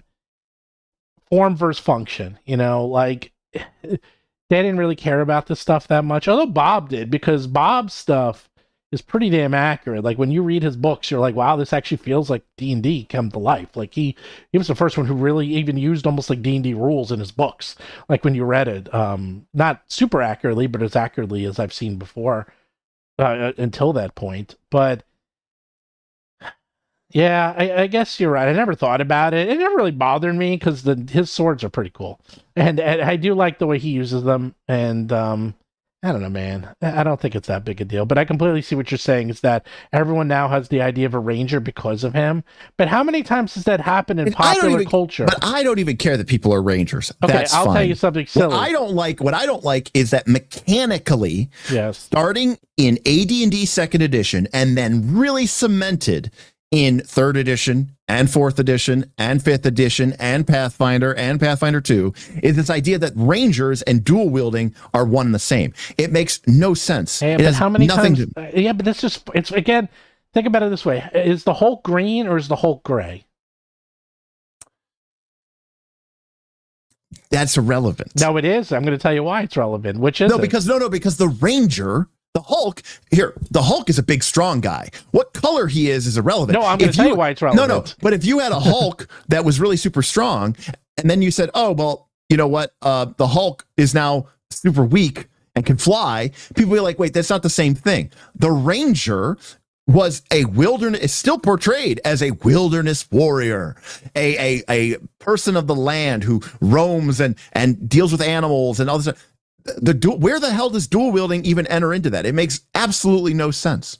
Well, none. My point is that because of the way it's presented, eventually the presentation of something popular ends up becoming the standard. Aragorn was a ranger. Drizzt is not a ranger. That's all I'm saying. But like the Hulk originally started out with gray, and then every so often they'd have printing errors and he'd print out green. And for whatever reason, people like the green color more, so he became green. Okay, this has happened many times in popular culture where something is presented a certain way and everyone latches onto it thinking that is the way it should be, and then suddenly all that history gets erased.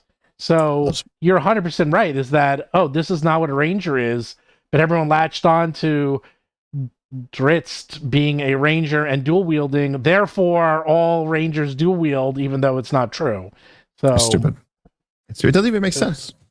It doesn't even make sense. All right. Wow, that was my nerd rant for the day. Cyber said with a £10 super chat. The core issue with D20 is that it's really swingy. True, it is very swingy.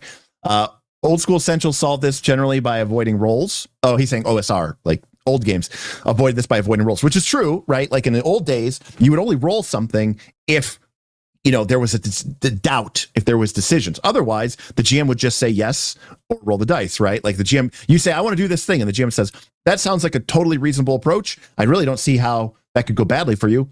Yeah, go for it. You succeed. There's no need to make that roll. 3.5 and Pathfinder 1 solved this by allowing insane modifiers so that you could essentially auto pass and auto succeed. And Pathfinder 2e solved it with 4 degrees. I disagree. 5e did not solve it. I think if anything, Pathfinder 2 codified it with 4 degrees, because now in Pathfinder 2nd edition, there is a possible negative consequence for almost every single check that you can make in the game, because a critical failure condition exists. And even if you have unless you have an insane bonus, even if you roll a nat 1, you are going to get a critical failure, which theoretically means I hate that. It's my least favorite rule in the entire game. Mark invented that. Well, Mark, I'm going to have words with you. I think the biggest mistake that you can make in any TTRPG games is rolling too many dice. And Pathfinder 2nd edition really, really pushes you to roll a lot of dice. Wrong, except people's favorite thing is rolling dice. And that's fine. No, we can roll dice, but okay, you know what? And I've said it before. The reason all these legacy games are out is because when they did extensive testing at Hasbro, and they did all this extensive testing, and they figured out what was the favorite part of playing a board game, and they said opening it. It wasn't playing it, it wasn't reading the rules, it wasn't learning, it was opening it. So they built an entire game mechanic around opening things, and it worked. I mean, people freaking love Legacy. I mean, those are some of the biggest games in history now. And, you know, form versus function, like which chicken or egg? Like, okay, is the game good because you open stuff, or is the game good because it's a good game? Can it be both? Who knows? Yeah. People like to roll dice. People like to have random chance and decisions, and you know, I like the critical failures a lot. I also like that. Don't forget, I don't think critical failures work without hero points, because hero points allow you to then gamify your critical failures. Yes, but okay, okay. I don't want to go off on a whole other rant here, but basically, long story short, they should never have gotten rid of take 10 and take 20. That's the long and the short of it. I love take 10 and I love take 10 and I love take 20. I hate the implementation of assurance in Pathfinder 2. Assurance is good. It's actually brutal because it avoids all negatives. Right. Take 10, take 20 should never have been removed. Well, you can still I do take 10 and take 20 in my games. I mean, of course you can, but you know, I mean, that's not the game that they've designed, right? So yeah, but you still can. I do what's called. Of course you can. I could also use a D30 instead of a D20 and change nothing. I mean, we could do whatever we want. That's right. In fact, I use a D57 right now. That's what I've been using. That's pretty sick. By the way, I do want to make a point to somebody in the chat, and there's a lot of chats, so you know, it's not like my channels where it's much lower. Somebody said something about like the ranger in the first edition book was just a subclass of the fighter. Yeah, but so was the paladin, right? Which was clearly a different thing. So number one, that's kind of a false equivalency. But then number two, no, they had massive bonus. They got bonuses to fight giants, orcs, kobolds, orcs, the enemies of the wilderness. They got percent chances to be able to move silently and hide in shadows in the wilderness. They were very much a wilderness class. So just saying. Just wanted to throw that out there. Man, keep up the super chats. I'm here for a little bit longer, so keep them going. I'm only here until I 100% have to leave in 15 minutes. 100%. You know, General Sai says Steven's on it with gamifying crit failures with hero points. Here's the problem. I agree with you, by the way. So hero points are probably one of the most inaccurately named things of all time because hero points don't. I'll call them Derik points in my new game. You can. Hero points don't actually let you do something heroic. Can we agree to that? Yeah. Right. Because the idea of a hero point is something where it's like, because again, in real life, when something is really difficult and impossible, it's a 1 in a million shot. Right. What that means is that 99.999% of the time you fail. Right. And that tends to be very unsatisfying for people who are looking for a more narrative story-based game. So the idea of a hero point would be it's a way to turn that 0.0000001% chance of something into something a little bit more reasonable. But hero points don't really do that. What hero points do serve as an insurance policy so that you have this idea that the random rolls that you're generating could result in failure. But because you have a hero point, if you critically fail, the odds that you're going to critically fail twice in a row, 1 in 400. So it really kind of insulates you from critical failures. So why even have them? Here's the rant section of the evening. Anyhow, back to the title. Dragonheart. Would you be interested? Are you going to try Illuminated Worlds in Dragonheart? You are someone who likes to try out everything. You have a massive selection. In fact, I recommend everyone go to Knights of Last Call. I think of all the things you've done, my favorite is you ranking your books. That's been the most interesting thing you've done in a long time. I don't know why. It's just, well, you know what it is? Because everyone has or has read most of the books you have. So it is fascinating to see your takes on them. You can see most of my bookshelf is still empty because most of it is still in piles around me. We still probably got another 4 or 5 weeks of that as I go through our books. So it has been pretty fun to do that. But will I be playing? I mean, of course, I'll take a look at it. I mean, I don't know. I don't know when they're going to release it. You think for Christmas? Well, or something? They're going to have a booth. I mean, I'll at least get the PDF. You know. Okay. They're going to have a booth at Gen Con, and they're going to be there. So you better believe. Are you going to Gen Con this year? Yes, sir. Okay. You going to Origins? Yes, sir. Okay. I already got my hotel room. Yes, sir. I have my hotel room for both. Yeah, I got my hotel room. Well, my hotel room from Gen Con sucks. My hotel room for Gen Con just doesn't suck.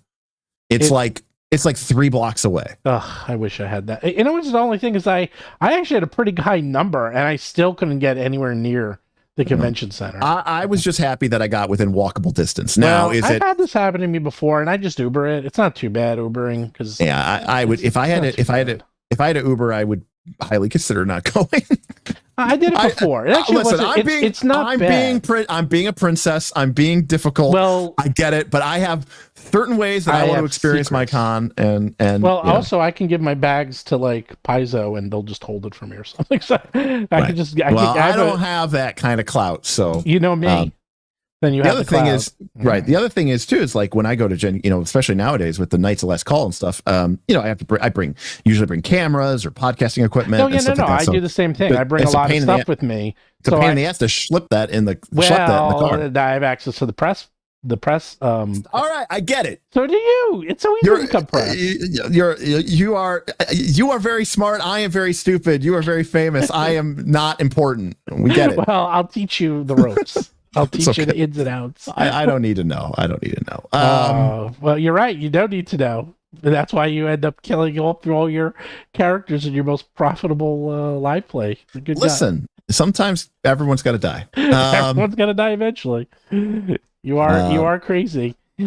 But I don't know. Let's see. What do they say about here? By the way, I just want to say that there's a very vocal contingent here talking about how the hero points are. I'm watching a lot. There's a lot of people are going on hero points. There's a lot of interesting things. Well, Owen Casey Stevens has that house rule. Instead of when you do a hero point, you roll a 1d10 and add 10 add 10.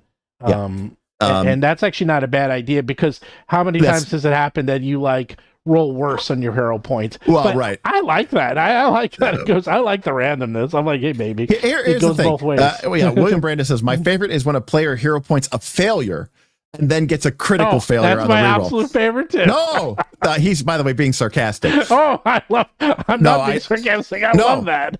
When that happens, I want to stop the game and say, what are we even doing here? What are we even doing here? Because it's called, but I'm a man. But do you like going to casinos?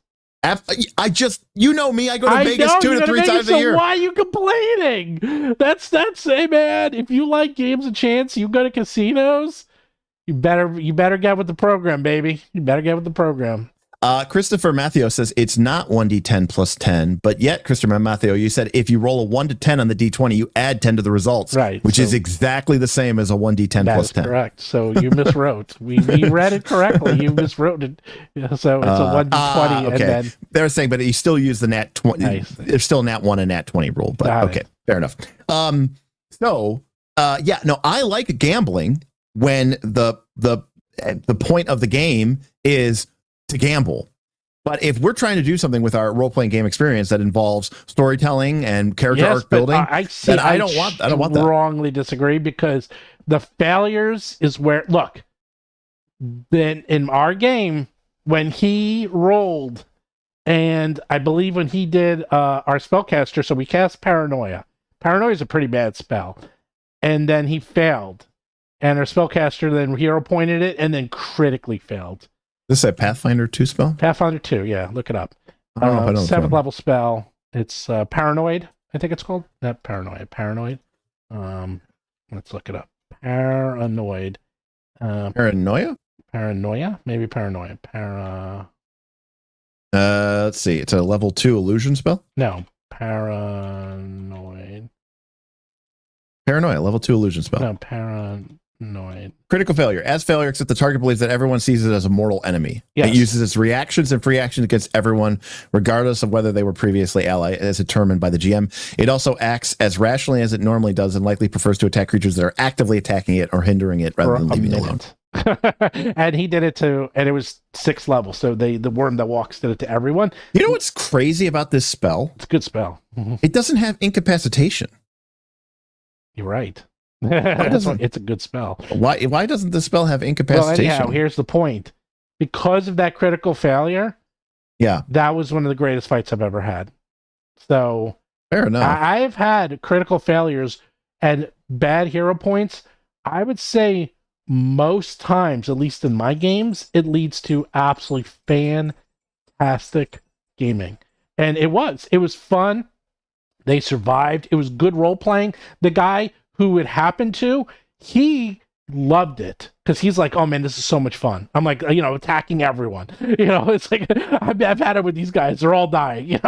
And he kept casting volcanic geyser in the middle of the room, just hitting everyone. And then he kept summoning creatures, and it was just causing chaos. Did it kill any of the PCs? No, but he was also the healer, so suddenly the PCs had to go to all their backup healing, and it just caused everyone to play the game in a new and different way, and it just broke up the monotony. So I strongly disagree with you, actually, is that critical failures causes people to get out of the routine and really shake things up, and I loved it. I've seen it happen many a times, and everyone enjoyed it. We also had one earlier, a couple of sessions before, where someone got taken over And then everyone had to attack the evil version because the good version got trapped in another dimension, a mirror dimension. You had to kill the evil one for the good one to get freed. And so they started to wail on the good guy, and they got 3 crits in a row. Well, on their own friend. And oh my God, were they celebrating? they were loving it. I had to look up. I was curious what we ranked the spell. Yeah. And we ranked Paranoia a C.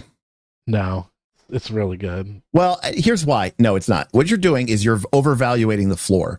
You see, because I completely agree. Except this is the thing. In our game, there was 4 PCs, 2 failed, and 1 critically failed. And when that happened, it came to light, and it was a fantastic spell. Right. I'm just saying that because most of the time when you cast that spell, the person is going to fail or succeed. And that means that the failures were good too. Right. But the difference is, here's the problem. The target believes everyone it sees as a potential threat. It becomes unfriendly to all creatures to which it was already hostile, even those that were previously allies. It treats no one as an ally. So it's like, it's not like that. It's not going to make it being unfriendly is not being hostile. Yeah, so but that's something you can't use flanking. And for the rogue, that becomes a big problem. I'm not saying that I gave the spell a C. I'm saying it's totally playable. I'm just saying it was playable, but it ended up this way. It made the rogue have to rearrange themselves because suddenly they had to figure out how to flank, and the critical failure guy was attacking everyone, so it was absolutely crazy. So yeah, I don't know. It was fun. That's all I'm going to say. It was fun. But anyhow, back to that one.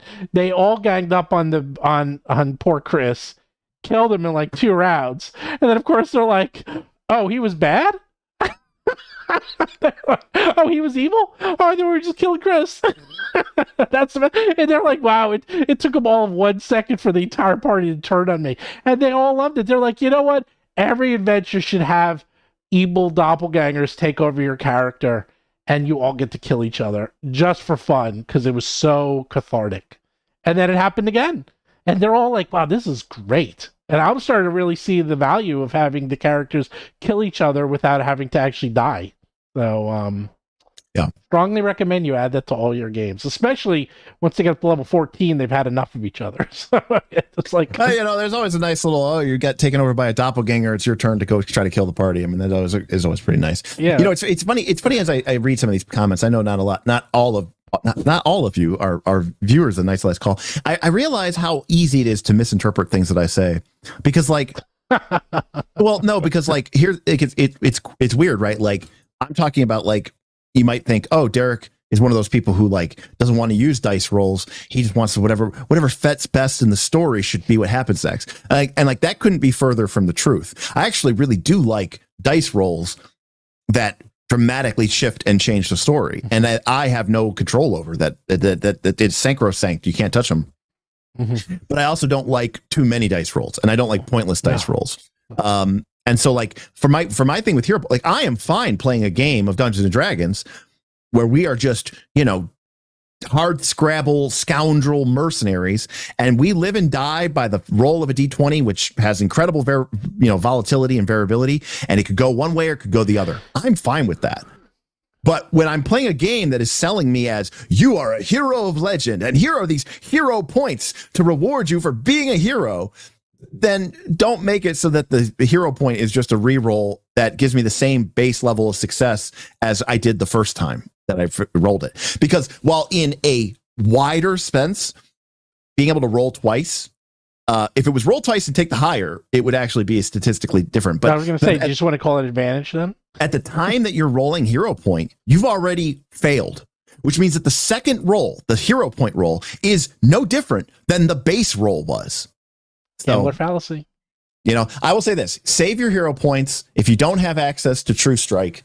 Just use your hero points as a True Strike mechanism, and always just save one in the off chance that the GM does almost try to kill you, and then you can automatically guarantee that you won't die. Because you're a grumpy man, grumpy old man. What about the times when you hero point? I've had it just last week. Someone critically failed. The hero point and critically succeeded. Everyone was cheering and happy. And what about those sessions? Isn't it just there to have fun? Aren't we just having fun playing this game? Does it have to be analyzed to death? Do you have to theory craft everything, Derik? Yeah. Oh my God. You're one of those. Theory crafting Derik. That's what everyone should call you now. Well, no, this isn't just theory crafting. I also play the games, and I see people go, what are we even doing here that I'm re-rolling this heroic moment and this heroic, awesome moment, and it's, oh my God, my character's been dreaming of this moment of sweet redemption, and it's a cool thing that the game gives us. No, I don't see. Now that is where... Let me guess. Are you the person who watches Big Trouble in Little China and think Jack Burton's the hero? Are you the one? You probably do, right? No, but here's the difference. The difference is that if I'm playing in a game that is trying to sell me as these great heroes of legend, then I don't want Big Trouble in Little China. Now, D&D may end up being like Big Trouble in Little China all the time, but then they should just accept that. The fact of the matter is, hero points exist in Pathfinder 2 as a way to fix the math so that, because they couldn't help the fact that 5% of the time something really horrible happens to you, and they didn't want that to actually happen, but they wanted to give the illusion that this could still happen, so they included all the rules and then give you hero points as a way to basically completely mitigate it. Well, you have strong feelings on this. Well, I have to go in like 2 minutes, so if there's any more chats, otherwise, a few things. If you go to battlezoo.com, we just came out with Jewel the Indigo Isle, finally done. Version 1.0 is out for Pathfinder and 5e. Oh my God, is this? You want to see how big this book is? Look at this. Lay it on me. Look at this. This is the printer copy. This is how big one book is. This thing is a monster. Look at the binding. You can see how big the binding is. Look at that thing. That's gonna be that's nice. I like a good thick book on the shelf. It looks good. It looks good. And then and that's out. Strange and Unusual's coming out any day now. Here's the other book. Nice. I know. Oof. And then here I even have the covers. I would show you guys more. Here's the covers. See, from the printers. Is this cool? This is what you get. Woo! Look at that. So that's out now. All I'm saying, I'm just like horrified by how much work it took to even get to that point. Ugh. We got a super chat from 10,000 hours. Is that too many hours? We got a super chat from my Nice Last Call co-host, William Brandes. He said, "We are not here to have fun, Stephen. For fuck's sake, this is RPG. This is serious business." You know what? 20 years ago, I would have agreed with you. I'm an old man now, and we're just here to have fun. I mean, I used to be like that. I think William in 20 years you'll be like me. You'll be like, William's the same age. Well, not same age as you, but close enough in age to you. Then maybe he's younger at heart than I am. But we all talk about that too, because we've been playing for so long, and we've together have been playing for 30 plus years, and we're like, remember when we used to fight about this crap? Now we couldn't care less. Like it just doesn't happen anymore, man. It's at this point. I have what's called the hand wave heal. In our games, which is just like they just heal. I don't even. It's just like, can we just hand wave? I'm like, yep, 10 minutes, everyone's healed. Okay, let's keep going. So, I don't want to, but like in Dungeons and Dragons 4th edition, after 5 minutes, a short rest, everybody could use their healing surge to go to full. And it was literally that. Yeah. And then whenever I hear people talk about Pathfinder 2, unless you're like one of these like, well, you can do it because they all robot. I can only follow the rules. Have the ability to heal. Everyone just hand waves. Yeah, and I'm saying once somebody gets expert medicine, continual recovery, maybe you have someone with land hands or wholeness of body. Everybody that I know just hand waves it. Correct. And yet they built this whole system of mechanics for it, but everyone just ends up doing what they do in 4th edition. No, they did it. I disagree because I spoke to the guy who designed it, and if he was here, he would have gone and explained. It was designed. First, the fights are all designed that you go in with full hit points. Tim Haldane in chat has it correct. He says, this is what I love about 4th edition. It fully embraced the fact that the game mechanics are an abstraction already. We're already making an abstraction. And by the way, I'm not trying to like defend 4th edition. I think it has its flaws. I'm just saying I think that people fail to understand what it is that they're actually doing when they sit down to play a TTRPG game. And William Brandes also says that's how we got Dinosaur Fort, which I gave an A. And Derik gave an F. The spell is horrible. You will never cast it except to troll or meme your group. That's why it's an A, baby. It's an A. It's an A for flavor. I completely agree with you. As Mark wrote it, he and I were talking about this. We brought this up. We were talking about your F, by the way. And even he agreed. It's like, even Mark agreed, for actual functionality, it's terrible. But for flavor, it's an A. I'll give it like a flavor B. I can't say it's a flavor A. But. Well, it's pretty fun. Hey, man, you see, that's why you're a grumpy old man who hates everything. I don't hate everything. There are so many things that I love. There's only things, yes, but the things you like, you're like, there's this thing that they say. I love this. There you go. Okay. Yeah. Okay. Well, here's the thing. Do you know that whatever music you like when you're like growing up, that ends up being the music you like pretty much forever, because that's like your formative years.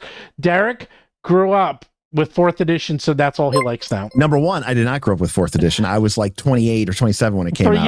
You, okay, you bloomed late. Okay, number two, I'll have you know that I probably listen to less music that I grew up with. I listen to more music from the last 5 to 10 years. I actually agree too. I still like my 80s, but I've really gotten into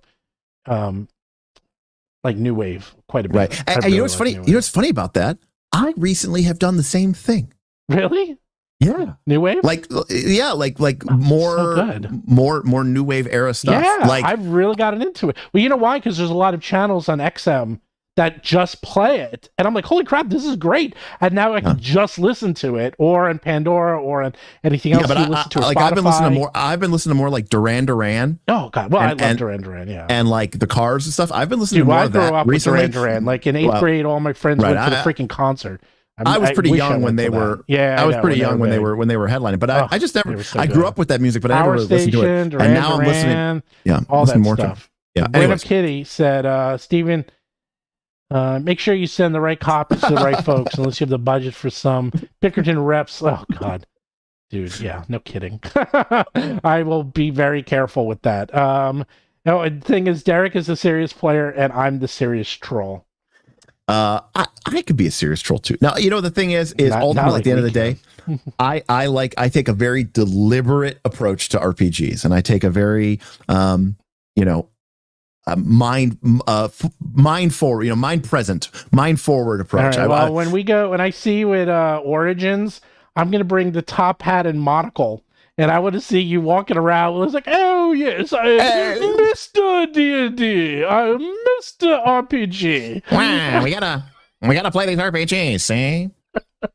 That's you're gonna be like, oh. I just flew in in my Zeppelin, coming live from Paris and London to play some role playing games, and I'm very disappointed by the state of affairs.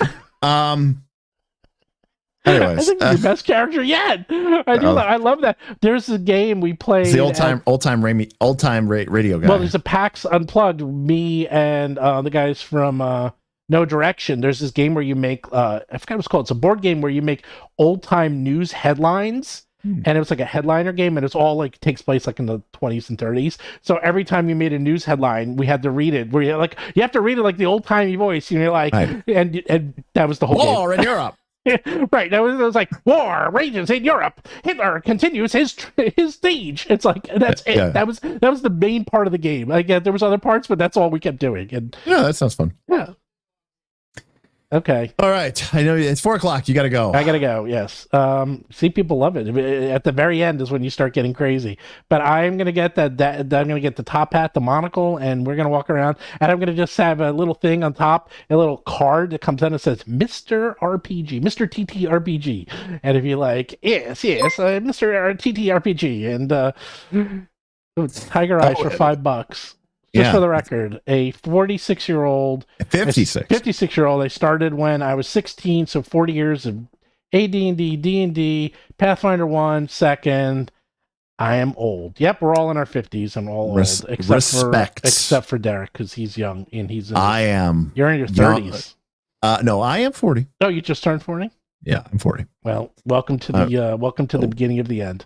Oh, it's been the beginning of the end for a long time. Actually, this is going to be a revolutionary because starting soon, I just upgraded my home gym. I'm going to start a new channel called Gym Night, and I'm going to go ahead and post some videos and following my journey to try to get back in shape to like I was when I was in my 30s, or I should say my early 30s. And so, yeah, hopefully it'll be a brand new Derek. I'll be impressed. Everyone will root you on. It'll be swell. I did something similar. I have been walking to Mordor with my friends. Oh, yeah, that's cool. The thing where it tracks how far you... Yeah. I've seen that. That's pretty sweet. Yeah, it's actually quite fun. And I was doing it for a long time, and then I kind of stopped. But I know when con season starts, I'm going to be...